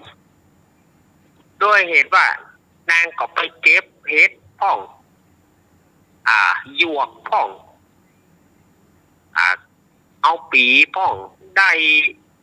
กล้วยได้หยางพ่องนี่นะนางก็เอามาขายเพื่อเลี้ยงชีวิตซื้อข้าวกินไปวันๆดูสถานจะยมคนสมัยนั้นถ้าได้ตุกกับตุกแต่ยิ่งในคนอินเดียสมัยนั้นน่ะตุกขนาดอย่างเช่นว่านางมายาทาสีนี่เป็นต้นนางมายาทาสีพอพ่อแม่ตายละแล้วเสื้อผ้าก็บ่มีนุ่งสถานจะยมแต่ว่ามีผ้าสบายผ้าสบายคือผ้าปากนี่นะผ้าที่เปิ้นใบฟองทอมเพื่อเอาปากบ่านั่นนะผ้าสบายนะนางก็เอาผ้าสบายนะนุ่งมาตลอดชีวิตของนางมีผ้าสบายผืนเดียวตานดูสาธาญาติโยมหนังตุกแตะตุกว่าคนอินเดียสมัยนั้นถือว่าถ้าคนใดตุกถึงขั้นนั้นก็แสดงว่าบ่มีคนคบละบ่มีพี่บ่มีน้องอย่างเหมือนเช่นว่านางมายาทาสีเนี่ยพ่อแม่ตายละบ่มีที่เปิ่งที่ยิงก็ต้องเปิ่งตัวเก่าตนเป็นที่พึ่งแห่งตนก็หาของป่าพ่องได้หลัวพ่องเอาไปแลกเข้ากินไปวันๆน่าอินดูนางเนาะสถาญาติโยมมีอยู่วันหนึ่งนะเป็นฤดูกาล เป็นฤดูกาลออกพรรษาพอออกพรรษาแล้วสมัยก่อนนี่จะคือปู่ล่ามนะปู่ล่ามหรือว่าไวยาวัจกรของวัดเนี่ยคือไปเป่าไปใจกล่าวนะไปเป่าสมัยก่อนก็จะปู่ล่ามเนี่ยจะมีหน้าที่ไปเป่าเวลามีงานวัดงานวาจะประชุมกันอย่างการนี่ไปเป่าหัวบ้านท้ายบ้านกินข้าวแรงแล้วไปประชุมวัดเน่าเนี่ยเอาแรงแล้วไปประชุมวัดเน่าประชุมวัดพ่อหลวงเน่าอย่าปู่ล่ามหรือว่าไวยาวัจกรเนี่ยสมัยก่อนเปิ้นจำไปเป่าหัวบ้านท้ายบ้านอย่างอันนี้เหมือนกันเปิ้นจะทางวัดเปิ้นจะมีการตานผ้าวาสาแด่ภิกษุสามเณรทางวัดเปิ้นก็ให้วายาวัจกรเนี่ยหรือว่าปู่ล่ามเนี่ยไปเป่า เปล่าไปจนมาถึงหน้าบ้านของนางกำพร้ามายาทาสีปุร่ามก็มาเปล่าวันผูกเมื่อเจ้าไปตานผ้าภาษาด้วยกันเนอะทีนี้นางมายาทาสีก็ไข่ตาลโดยเปิ่นเมื่อไข่ตาลและนางก็มาใคร่ครวญว่าเฮาเป็นคนทุกคนเนี่ย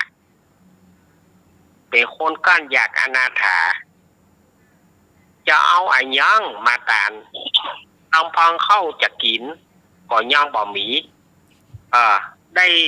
เข้ากินไปวันๆจะกินจะตานอย่างได้บัดเดียวนี่เฮาจะเอาอันยังมาตานสตางค์บาทหนึ่งก็บ่มีเข้าน้ำโภชนาอาหารก็บ่มีจะเนี่ยจะได้ดีนางก็มากึดไปกึดมานางก็บอกว่าเฮาก็ยังเหลือผ้าสบายผืนหนึ่งควรตัดใจเอาตาเนี่ยเตอะนะ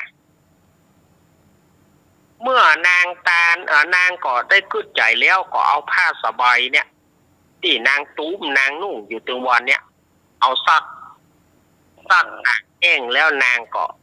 ตั้งกรรมปรารถนาเอาไปตานนางอธิษฐานไว้ว่า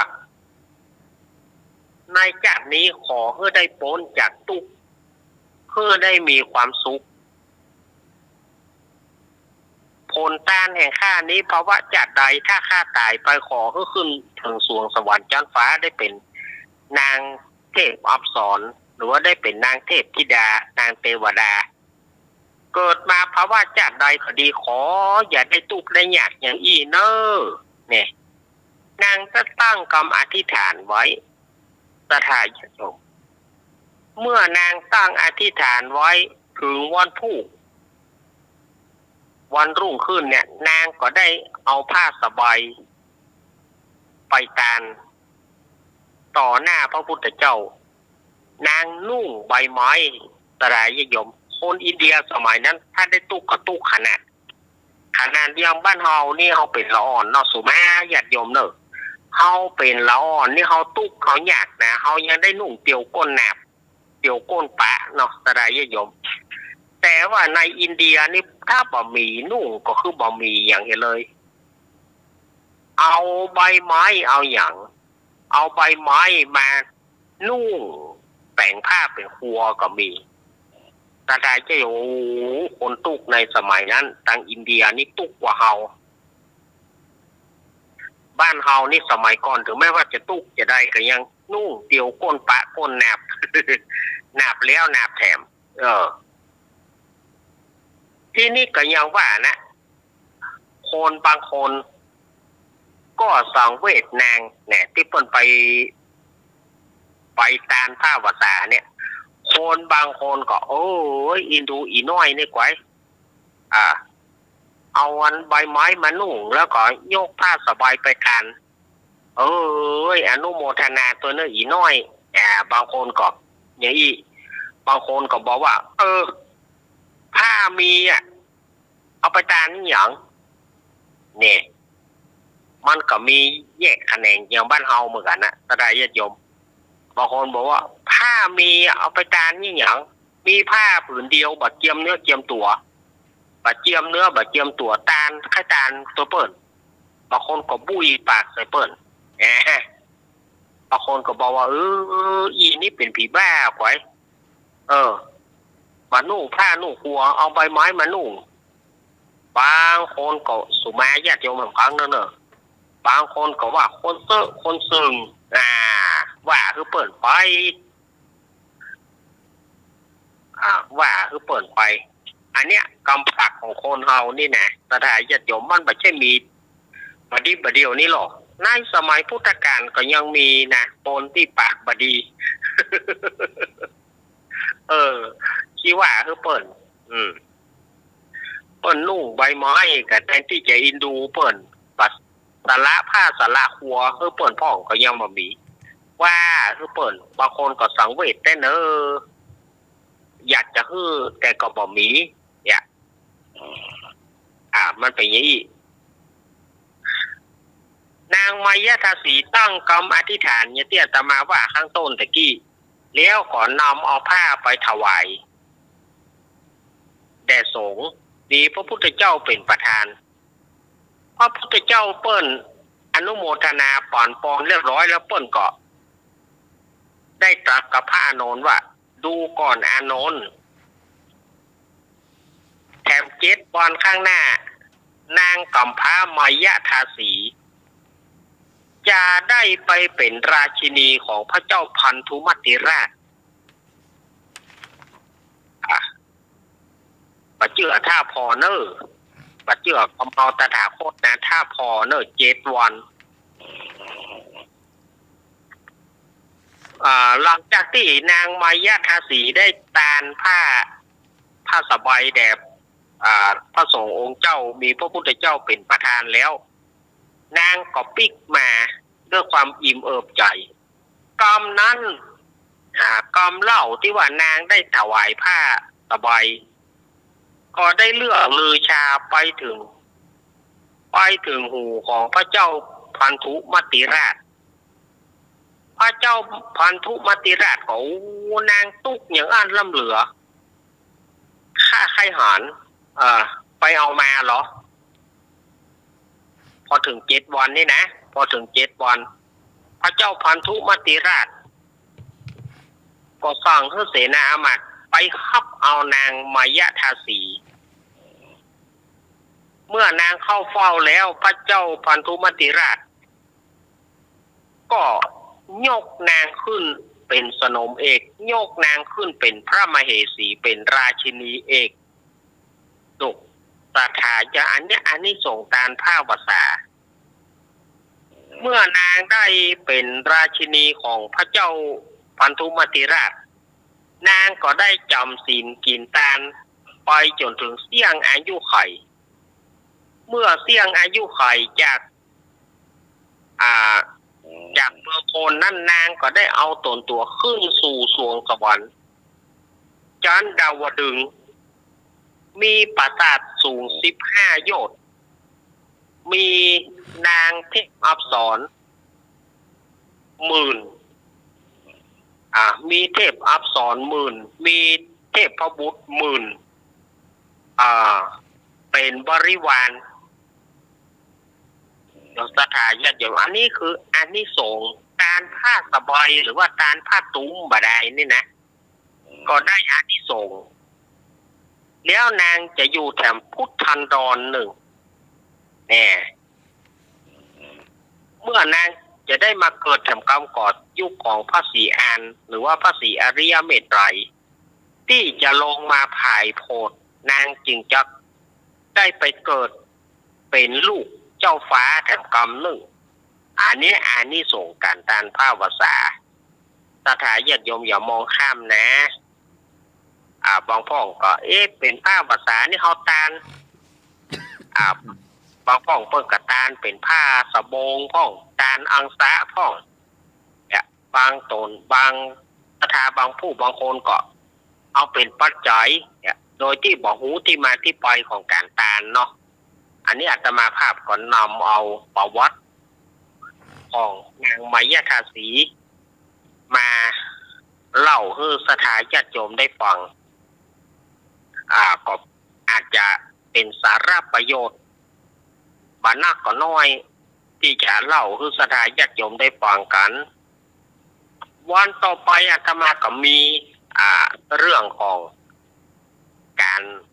เรื่องนิทานอย่างต่างๆอาตมาก็จะได้เอามาเล่าให้สถาญาติโยมได้ฟังเนาะ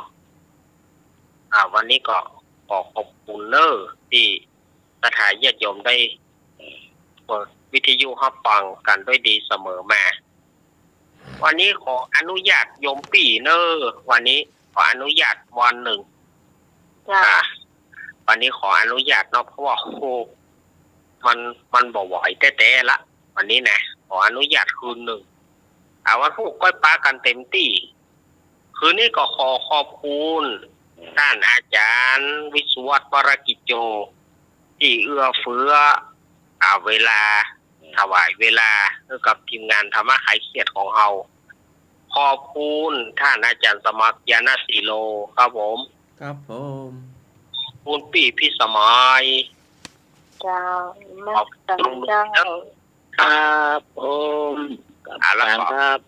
ครับแล้วก็ ขออนุโมทนาศรัทธาญาติโยมที่เปิดฟังได้ดีเสมอมาเนาะวันนี้อยู่กับพบเทอมเนอะขอสุมาอภัยด้วย ก่อน นัดใหม่คืนนี้ขอศรัทธาญาติโยมอยู่ดีมีสุขเดี๋ยวฟังสาระช่วงต่อไปเนอะอาตมาขอพักไว้แต่อีกกันเนอะอายุวันโนสุขังพลังขอเจริญพร สาธุครับ คุณพระอาจารย์เอารักปัญญานันต์นะเจ้าช่วงต่อไปจะเป็นการทำอาหารนะเจ้าใครจะมาก่อนพี่พรหรือว่าแม่บุญ ไอ้บุญเนี่ยคือวันนี้ เบอร์ห้องส่งได้นะ โอ้เบอร์ห้องส่งนะครับ053-226-058อีกเบอร์หนึ่งนี่053810406เนาะ ครับ053-810-406 จะดังชัด ครับ ชัดเจนนะ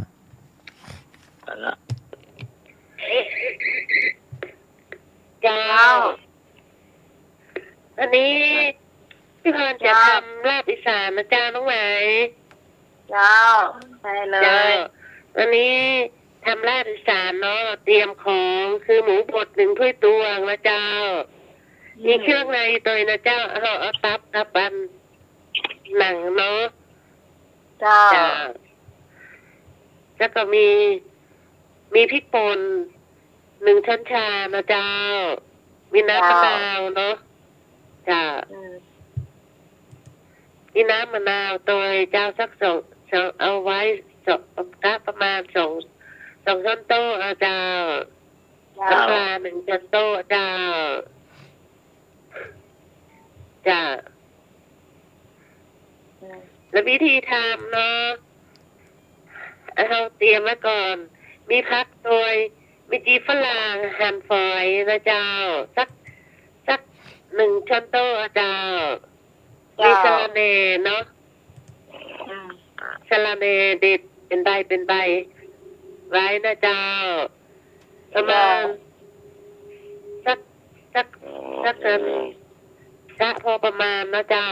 เอาเตรียมไว้นะเจ้ามีหอมแดงซอยเจ้าหอมแดงหั่นฝอยเลยนะเจ้าหั่นละเอียดเลยก็ได้เจ้าเตรียมไว้ประมาณ2 ช้อนโต๊ะเจ้าจ้าวิธีทำเนาะถ้าตั้งกระทะนะเจ้า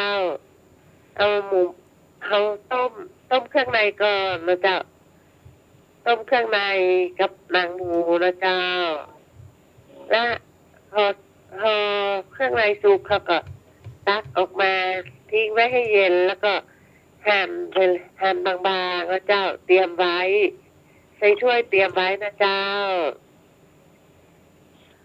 แล้วก็ถ้าจะลวนเนาะเอากระทะตั้งไฟเนาะลวนหมูบดนะเจ้าลวนหมูบดลวนไปมันจะจุดนี้แล้วก็เอาน้ำมะนาวลวนใช้ไฟพอปานกลางเนาะลวนไปเรื่อยๆจนหมูสุกนะเจ้าหมูพอสุกจ้ะแล้วก็ปิดแก๊สเลยนะเจ้าจ้ะแล้วก็ตักใส่ถ้วยเตรียมไว้เนาะวิธีทำเจ้าน้องไหมวิธีทำเอากระมังมาเนาะกระมังมาเตรียมไว้เนาะแล้วก็เอาใส่ยำลาบอีสานแล้วเนาะเอาพริกป่น1 ช้อนชานะเจ้าใส่ลงในกระมังน้ำปลา1 ช้อนโต๊ะใส่เข้าไปน้ำมะนาว1 ช้อนโต๊ะนะเจ้าใส่ลงไปคนแล้วใส่ผงชูรสนิดหน่อยเจ้าใส่เข้าไปแล้วคลุกเคล้ากันไปนะเจ้าคลุกเคล้ากันไปแล้วก็เอาหมูบดที่เราลวนแล้วนะใส่ลงไปเอาเครื่องในใส่ลงไปลวน คลุกเคล้ากันไปเนาะคลุกเคล้าให้เข้ากันไปแล้วก็ใส่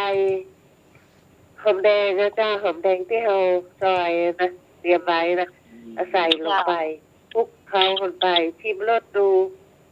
ถ้ามันจะเอาเปรี้ยวหน่อยก็เติมน้ำมะนาวเนาะจ้าแล้วก็สุดท้ายจะไปลืมข้าวคั่วจ้าข้าวคั่วใส่ประมาณ1 ช้อนโต๊ะจะคลุกเคล้ากันไปเนาะที่ฝรั่งเข้าใส่จ้าแล้วก็เอาสะระแหน่ใส่ลงไปเคล้ากันไปแล้วก็ตักใส่จานเสิร์ฟเลยนะเจ้า จ้า แล้วก็เอาลาบอีสานนี่จะมีผักเนาะผักสดมันมีแตงกวาก็ได้จ้ะมีผักสดมีถั่วด้วยนะเจ้าตัวฝักยาวเนาะกินกับลาบอีสานเจ้าแต่อีก็อร่อยดีกินกับข้าวนึ่งหรือข้าวสวยก็ได้นะเจ้า เชิญจ้า มาเอ้ย แต่ ต้ อี ม ก็รับ ร้อน แล้วเดี๋ยวแม่บุญก็เข้ามาแล้วนะน้องใหม่เนาะ งอน วันนี้แม่บุญจะมาทำอย่างนะเจ้าเจอแม่บุญนะเจ้า คนหนึ่งนะเจ้า จ้าจ้าแล้วที่3%แล้วนะจ้า เจ้า จ้า เฮ้ยร้อนเนาะ เนี่ยเจ้า เขาเลยสัก2 กิโลอ่ะ คนหนึ่งร้อน เนาะเป็นปันแห่ เจ้า ๆเจ้า เจ้าชัดเจนเจ้าแม่ จะเจ็นเนาะ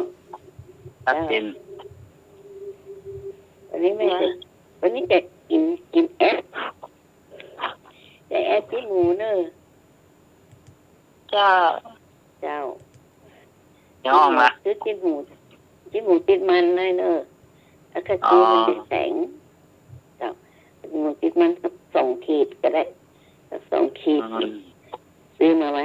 เตรียมไว้ให้เนี่ยมาปรุงน้ำพริกมันก่อนเนาะที่มันก็ใส่จะไข่สักซอยจะไข่สักหัวหนึ่งจะไข่ข่าสัก2-3 แล่นเจ้าใบมะกรูดซอยไปหั่นเตรียมตำแล้วก็หอมบัวหอมเตรียมแล้วก็หอมบัวเตรียมกะปิหน่อยต้องนัดหัวมือกระเป๋าเจ้า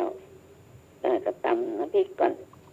พริกก็แล้วแต่คนมักเผ็ดก็ใส่นักมักเผ็ดก็ใส่น้อยเจ้าแล้วก็ตำเครื่องมันแล้วก่อน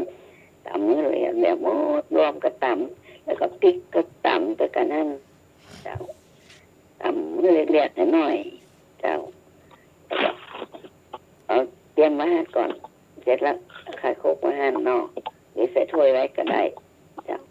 แล้วก็เอาซอยผักเอาป้อมต้นหอมโอ้นะหักก็ป้อมตำเป็นพริกก็ได้มันหอมดีเนาะ เจ้า เตรียมไว้ให้เจ้าแล้วก็ตำเรียบแล้วเนาะป้อมต้นหอมไข่สักแก่นหนึ่งไข่แก่นหนึ่งเตรียมไว้ให้เจ้า ครับ เนี่ยก็มากุ๊บเนาะเอาหมูมาใส่กระมังน้อยๆก็ได้เจ้าหมูก็ พูด ใส่ อะไรเนาะ อันน้ำพริกที่เราตำนะเอาไปซื้อที่หมูแล้วก็ปรุงใส่ไอ้ชูรสหรือรสดีให้หน่อยเจ้าแล้วก็กลมาเข้ากันไข่ต้มก็ใส่ตัวแกนนะไข่ใส่ตัวเจ้ากลแตะนิ้วไก่หน่อยจางยังพองจ้ะจางเกลือก็ใส่น้ำปลาให้หน่อยเจ้าแล้วก็ต้นหอมป้อมใบมะกรูดแล้วซอยฝอยๆนะใส่ตัวแล้วก็กลมันเข้ากันเอากันดีแล้วอันนี้ก็ไปตองมาเนาะตองมาที่วางสักฝ่ามือนี่ก็ได้ฝ่ามือนี่นะใส่สัก3 จาน 4 จานวะแอบนี่มันเปลืองตองเนาะจะ4 จานก็ได้จะตักเอาหมูที่เราผสมไว้นะตักเข้าไว้สักหัวอะไรสัก3 ช้อน จอนก็ได้กาจอนใหญ่ๆนะจับจอนแล้วก็ห่ออะไรกันกระลัดก็ตัดไว้เนาะแล้วก็ห่อจนหมดนะจนหมดที่เราผสมไว้ตะกี้นะแล้วก็ดังไฟแดงไฟแห้งเลยไฟแห้งเดี๋ยวมาสุกในหมด ครับ แล้วก็เอาขาเขาปิ้งเอาเขาปิ้งนะปิ้งเอาตั้งเก็บกระลาปิ้งก่อนเนอะมันหนาเนาะเป็นกระลาตั้งปิ้งก่อนมันไหม้หน่อยเอาแห้มๆเจ้ามันแห้มแล้วมองก็ปิ้งเอาตั้งแอมเพิ่มลงแห้มแบบนี้เนี่ยมันต้องแห้มนะแห้มนะก็จะแห้งอย่างมั้งแห้งแล้วไปก็มันลำแข็ง ครับ เจ้าเอาไปมกแห้งมกเหลืองหอมนะบอกเอาลงนี่ก็เตะกันนี่ก็ขนึงเนาะเบิ่งเนาะเจ้า นี่ถ้า2 โลเนาะ ขนึงอุ่นร้อนๆนะครับ เนาะ อ๋อโคตรถวายแว่นเนาะ เจ้า นี่วันนี้แม่น้องแกงป่า แกงปลาปลาล่ หลิม ำ เมื่อกี้ แกง ไหน แกงใส่หยัง แกงปลาลิมมาได้นะคะใส่ส้มใส่เนื้อส้มปล่อยมันนะคะ ส้ม อืม เป็นหัวส้มดีส้มเนี่ยเนาะ ใส่เนื้อส้มปล่อยใส่บะเขือส้มนะคะ กะลำเจ้า เมื่อกี้ไหน ส้มเผ็ดๆหน่อยเดี๋ยวเขามีเหลืองๆหน่อยหอม กินไปจ้างกิน แม่ก็เอามาเพิ่มกินไหน อืม มากันนัดเนี่ย อืม เจ้าลำเอาแอปกะลำกะลินนะเห็นไปแม่นเดี๋ยวจะขายนักๆหน่อยเจ้าสุกละแอปป่า ลกเนาะ เจ้า คุณครับ เจ้าวันนี้เจ้า ครับนี่อ๋อ เอฟป่านี่น้องเคยกินเอฟปลาบึกอะ อื ปลาม บึกน้ำโขงอันนั้นจะล มีโยมาเนอ ครับอยากจะปล่อยบ้าผมผมไม่เด้ออยากจะปล่อย ำ เอาใจกับป๋า เด็กมาแล้ว อยากจะปล่อย มาส้มปล่อยเจ้า ครับบ้าผมมีแต่จังหนามไหมหนาม เออนี่หนามปะ มีหนาม หนามสุดปล่อย ต้องส้มปล่อยนะ พี่ใจหยอดมันที่ว่าเอาเก่งใส่ป ก็ ลา จะกันเจ็บป่า ไม่ต้องปล่อยหรอก อยากจะปล่อย อืม ลำเหรอเนาะ ครับ คนมากกว่าลำ บ้านเราหมูทนายเนาะ มันแบบขยะเคยไว้เนี่ย อ่า เป็นหยัง มันแบบขยะมันก็เลยไปกินก็เลยกิน เป็น ตอนต้น เป็น งบเนี่ย ป่าล้ำนะแต่อยากจะปล่อยล้ อืม ครับ เรื่อ ส้ ง ม บ ป อก ล่อย ว่าลำอะไรเนี่ยลำนะ ำเป็นลิ้ม อืม เป็นเว้นน่านะ จะเล่นเป็นเล่น เป็นเล่น กินเป็น พู เล่ ด น แล้ เป็ วน เล่น ใครอยากให้เก็บเข้า ขนาดแม่แล้วไหมว่าเฮ้ยบอกขยะกันนะกินสับปะรดเสียกินกาแฟไปเห็ดแก้วเลยอิ่มไปละถ้ามันบอกขยะคนก็หมดยากใช่ไหม อืม มันแค่อยากกินเนี่ย มีใจหรอก ปล่อย เป็น บุญ ที่พระเจ้า ปล่อย น้อ ตาย ปล่อยสัตว์มีชีวิต เมื่อน้อยเนี่ยไส้ก็ยืนสูนเส้นนี่กินโอ้กาก้อมเล่นตรงขาบเจ้า อะไรไม่เว้นก่อนเว้นตาว้า โอ้ เจเจเอ้ยทุกคนกันฟังกันรู้เนี่ย เจ๊ไปแล้วครับโลกสมหัวเตียงมันค่อยดี ไอ้หนุ่ย ครับค อย่ามา รั บ บอก สวัสดี แม่ ครับ ว่าไอ้หนุ่ย เที่ยงก็ ว่าอย่างคนรักแค่ดังว่าอย่างนี้ แม่ เจ๊ แม่เหรอเนี่ย แม่อย่าง แม่ แค่ เหรอ มาลอยค่ะ อ๋อแม่บัวลอย เจ้า หัวเตียงโลกสมหัวค่อยดีแม่ดังอะนะ พี่โอ้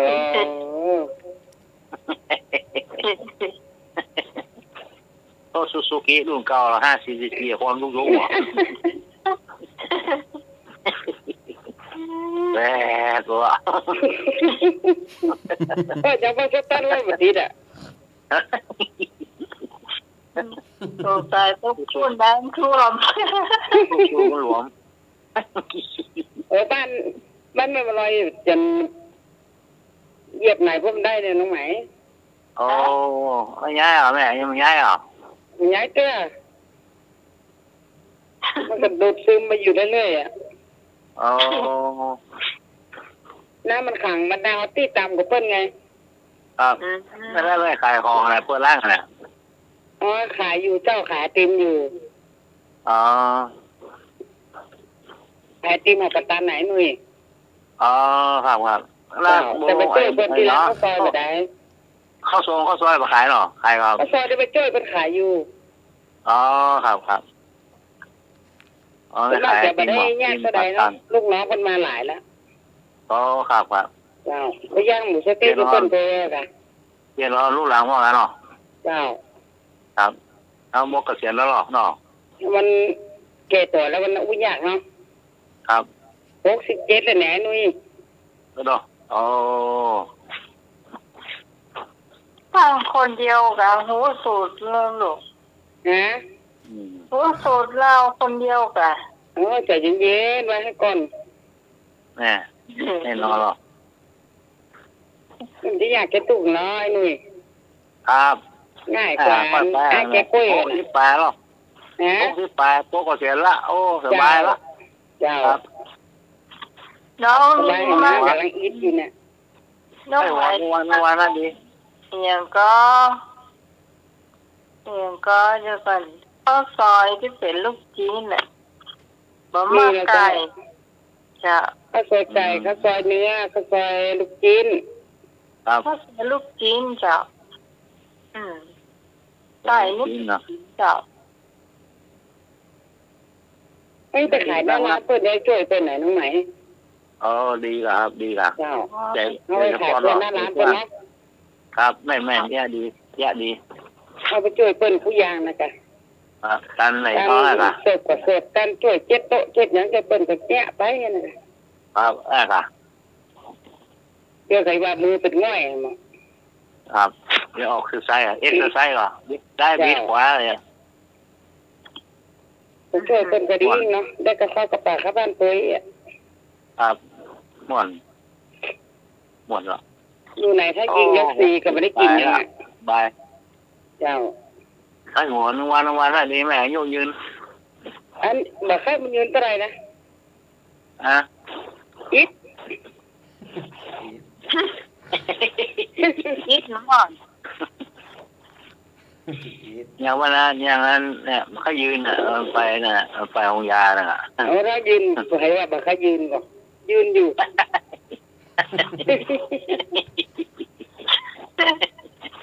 น้องหมาย เจ้า กินแกงปลาล่ามกินแกงปลาลีนปลาล่ามมากินแกงปลานีนหมอ ปลา วันนี้แม่มาได้แกงปลานีนนะ อ๋อ อ๋อสาว เอาป่าบ้านนุยแล้วมาแกงอ่ะ ครับ น้ำท่วมหนักหรอก อ๋อไม่ แม่แม่เราท่วมน้อยเดียวอยู่ น่าคอยเพื่อนเหนอแม่ เจ้า คุณจะน้ำหรอ ถ้าว่ายน้ำลงมาเหรอลงมาลง ปลาเล่นกันพ่มพ่ำเนี่ยได้ยินอยู่นะโทษ ก็ต้องแค่น่ะจ้ะ ครับลิงตัวใหญ่ครับใหญ่ว่าเอามาไล่จะหลายเตี้ยเรื่องมันตันมัน นี่ ครับ ปล่อยหมอก้า ครับบุ่มบ้างอะแล้วกำเสาะมาภาษา3-4 อันแล้วช่วยกันเรื่องมันตันมัน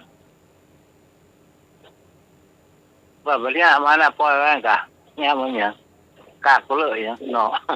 นี่ เจ้า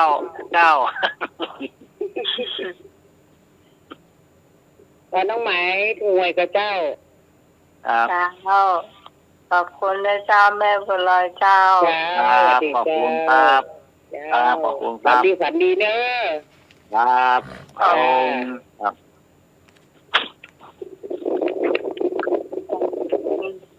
อ้อถามมีอ้อก็ถามมา เราเจียเนาะ เราเที่ยวเราจานเราเที่ยวครับ บินทบาท แล้วก่อนนะ มาวัดก็รอเนาะมาวัดก็รอปากทางวัดนั่นอ่ะไปรถเก๋งคันหนึ่งก็มา แล้วก็มาก็อ้อมรถไปก้า แต่รถก็บ่ไปไวนะรถก็ระมัดระวังแล้วค่อยไปจนถึงบนดอยนั่นน่ะ ครับ ไปคู่กันไป สมาธิครับ จบเจ้า สมาธิ เอาเลย พูดถึงอันละอันนายักษ์ใช้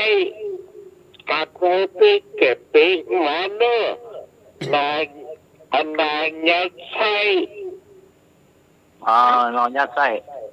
หัดนอดไล่อันยักษ์ชะลามาทอดกัดโคปิเก็บปีก ครับ นอดไล่ยักษ์ใช้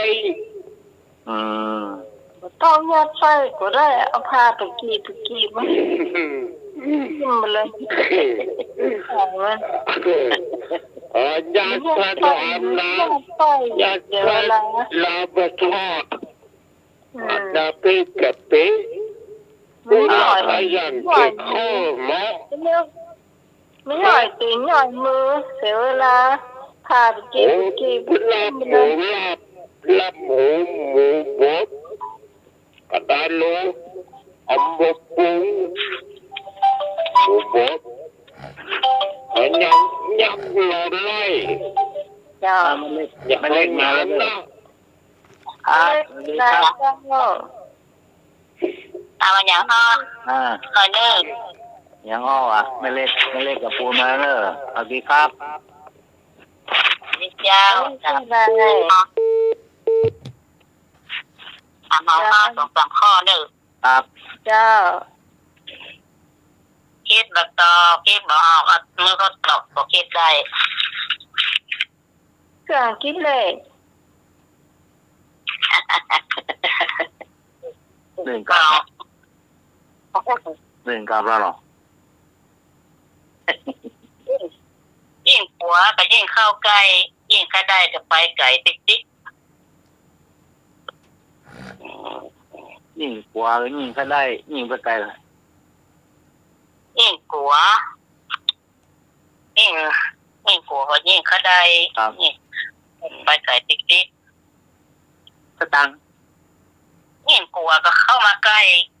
ยิ่งเขาได้ติ๊ก ความเท่า ได้ ความแก่ ยิ่งผัวก็ยิ่งเอาไก่ ครับ ยิ่งเขาได้เอาไก่ติ๊กติ๊ก ความตาย ความตาย แม่นกับแม่ความตาย อายุอายุ อ๋ออายุเราเนาะ อายุ อ๋ออายุเนาะเรียกว่า นี่เขาได้ ครับ นี่เขาได้กับติ๊กติ๊ก ครับขึ้นดีๆด่า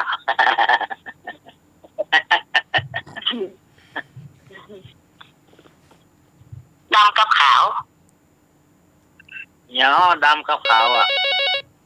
ดำกับขาวยาวกับสั้น ดำกับขาวยาวกับสั้น เจ้า ผม ถูกต้อง สั้น อ่า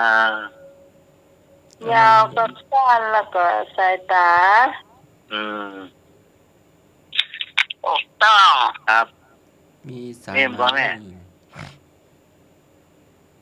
สิบขาสามหัวลากตัวล่องกอง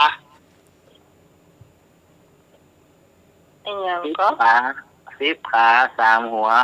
ก็ลากตัวหลองกอง เจ้า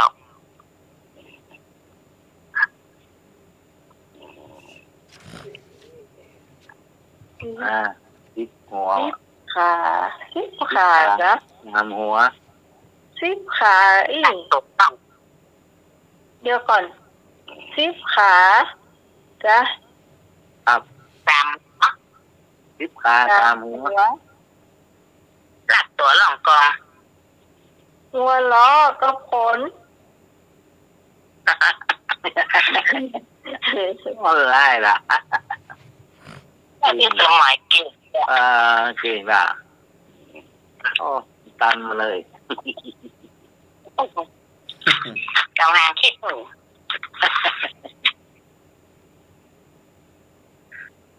กำลังคิดปุ่ง ตามหางขี้ปุ้ง อืม เนาะตามหางขี้ปุ้งอ่ะ กบ หน่อ ใส่ไม้ หน่อไม้เจ้าก บใส่ไม้แม่ ได้ ปุ๊บได้ไหมเต้าไปไหม หน่อเจ้า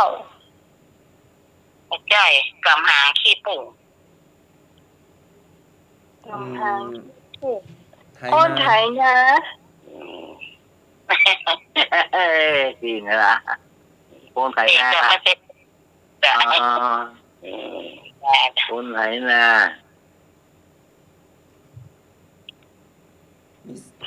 มีสายมาเนอะ คนครับ แปดขาสองหู เอียงก็ แปดขาสองหูอย่างอ้อ แปดขาสองหู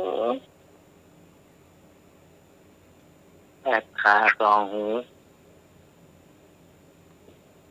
อืมยังแปดขา คนขี่ช้าง เต่ากับหม้อหนึ่ง เดี๋ยวผิดแปดหูสอง แปด แปดหูสองนะ แปดหูสองขาคิ้วผิดไป อืม แปด เดี๋ยว หู ว่าไปเหรอ แปดหูสองขาครับคิ้วผิดไป เป็นหูสองขา แปดหูสองขา ปินโต อ่า เก่งมากลงหน่วยไปได้สักข้อลงหน่วยไปได้สักข้อได้เพชรสมัยไปหมด ไปหมดล่ะเออ นี่จะหน่อวันหน้าก็ ครับขอบคุณครับ คนไม่เล็กไม่เจ้า เลขหน้าพวกหมอบ้านอ่ะ มาร่วม อ๋อครับครับ ลูกก็ให้น้ำกวงนองไหลจะหลั่น โอ้ครับ นายสอนต้นทองนั้นหน่วยเคยมาว่ะ บ่เคยไปครับผม สันต้นทงกะ เจ้า อืม ตอนต้นทองอยู่ใกล้กันน้องดอกเขาเนาะ บ้านต้นทง อ๋อ ใต้เจ้าแม่ เป็นได้น้ำท่วม ใต้ กับพูด แม่จามทีวีนะครับแม่ กับงานเจ้าแม่ตามเส้นไปกลางนะกะตามเส้นหลอกไปกลาง อืม ลำพูนปากจาง น่ะกะ ครับ ลงไปกลางหลอกไปเรียบข้าบาทไปเดินรีดเจออะ ครับครับผมขอบคุณครับแม่ครับขอบคุณครับ วันนอกกะทำไมนอก ครับผมสวัสดีครับ ขอบคุณยาว สวัสดีครับ เจ้า สวัสดีค่ะ เจ้าบ่ได้อ้าย ถามปัญหาสนอนะครับ ได้ ได้ เล เลย ย ขอพันน้ำหน้าขอพันตามหลังคืออะไร พอ มี พอพาน อยู่ห้าค พอพานน้ำหน้าพอพานตามหลัง ำขอพันน้ำหน้าขอพันตามหลัง ผัด คือก ะเพรา อะไร ผัดกะเพรา มีอยู่ห้าค เป็นมนต์กะบทสวดมนต์กะหรือว่าเป็นบทธรรมะ ำที่เขาปฏิบัติกันประจานหน้าทุกคนปฏิบัติประจ พาเข้าวัด เรียก เข้า เขา วา เนาะ ำหัวใจ พามาฟังเท โด ศ ยแม่พอพานโดยกลาง ครับขอบพันน้ำหน้าขอพันตามหลัง พระพุทธองค์ หัวใจ พระน้อย หัวใจ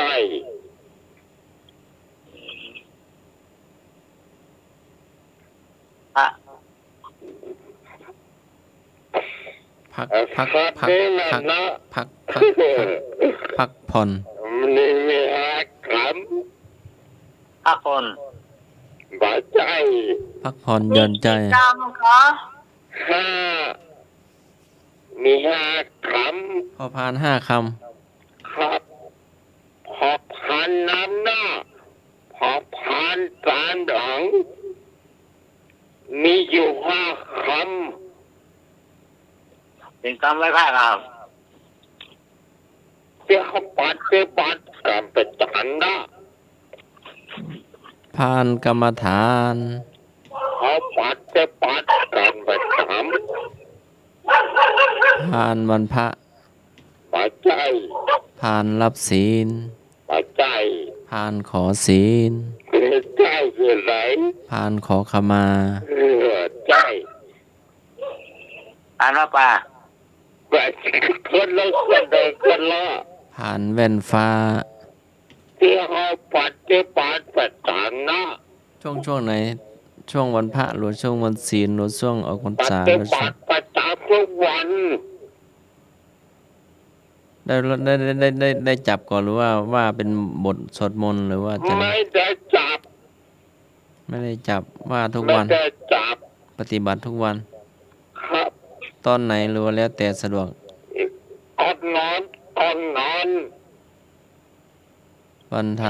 มิพันเตสาปังอาปาลาทังคามาตามิพันเต หัวใจหัวใจหัวใจ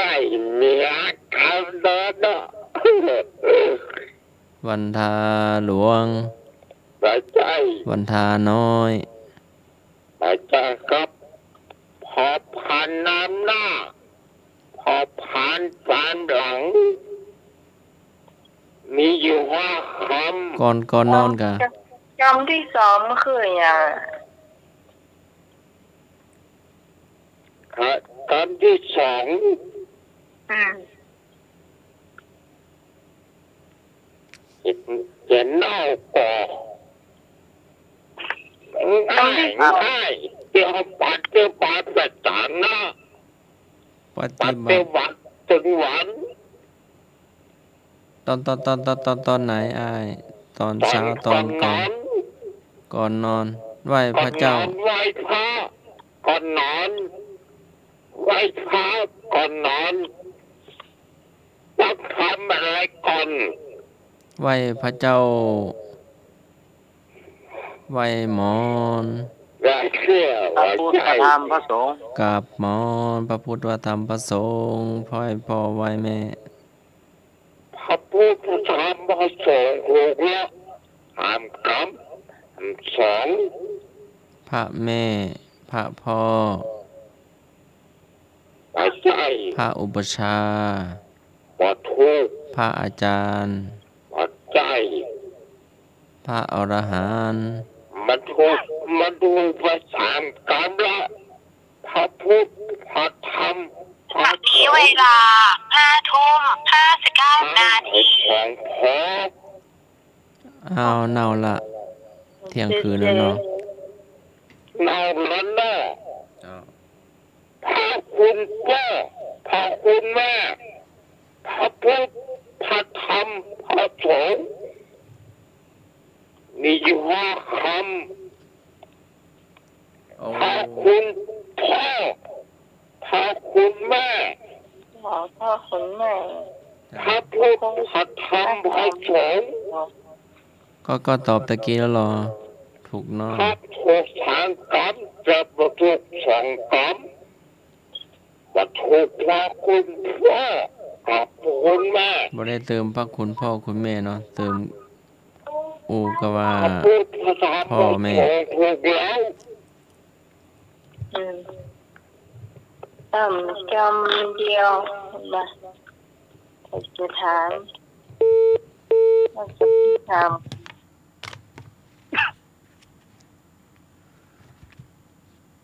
กำเดียว เดือน3ร้องอีเดือน4ร้องบา คืออะหยังเป็นผักผลไม้นะเป็นผักพืชผัก เดือน3ร้องอีเดือน4ร้องบา เป็นผักเด้อบ่ใช่คำหยาบเด้อเป็นผักเมืองอะ พักอีหืมบะคอนก้ม แม่นแล้วผักอีหึมบักคอนก้อมมะลุม ยกเต่าเนาะสำหรับคืนนี้เนาะโอเคก็ร่วมพอใจเด้อ พอแล้วล่ะ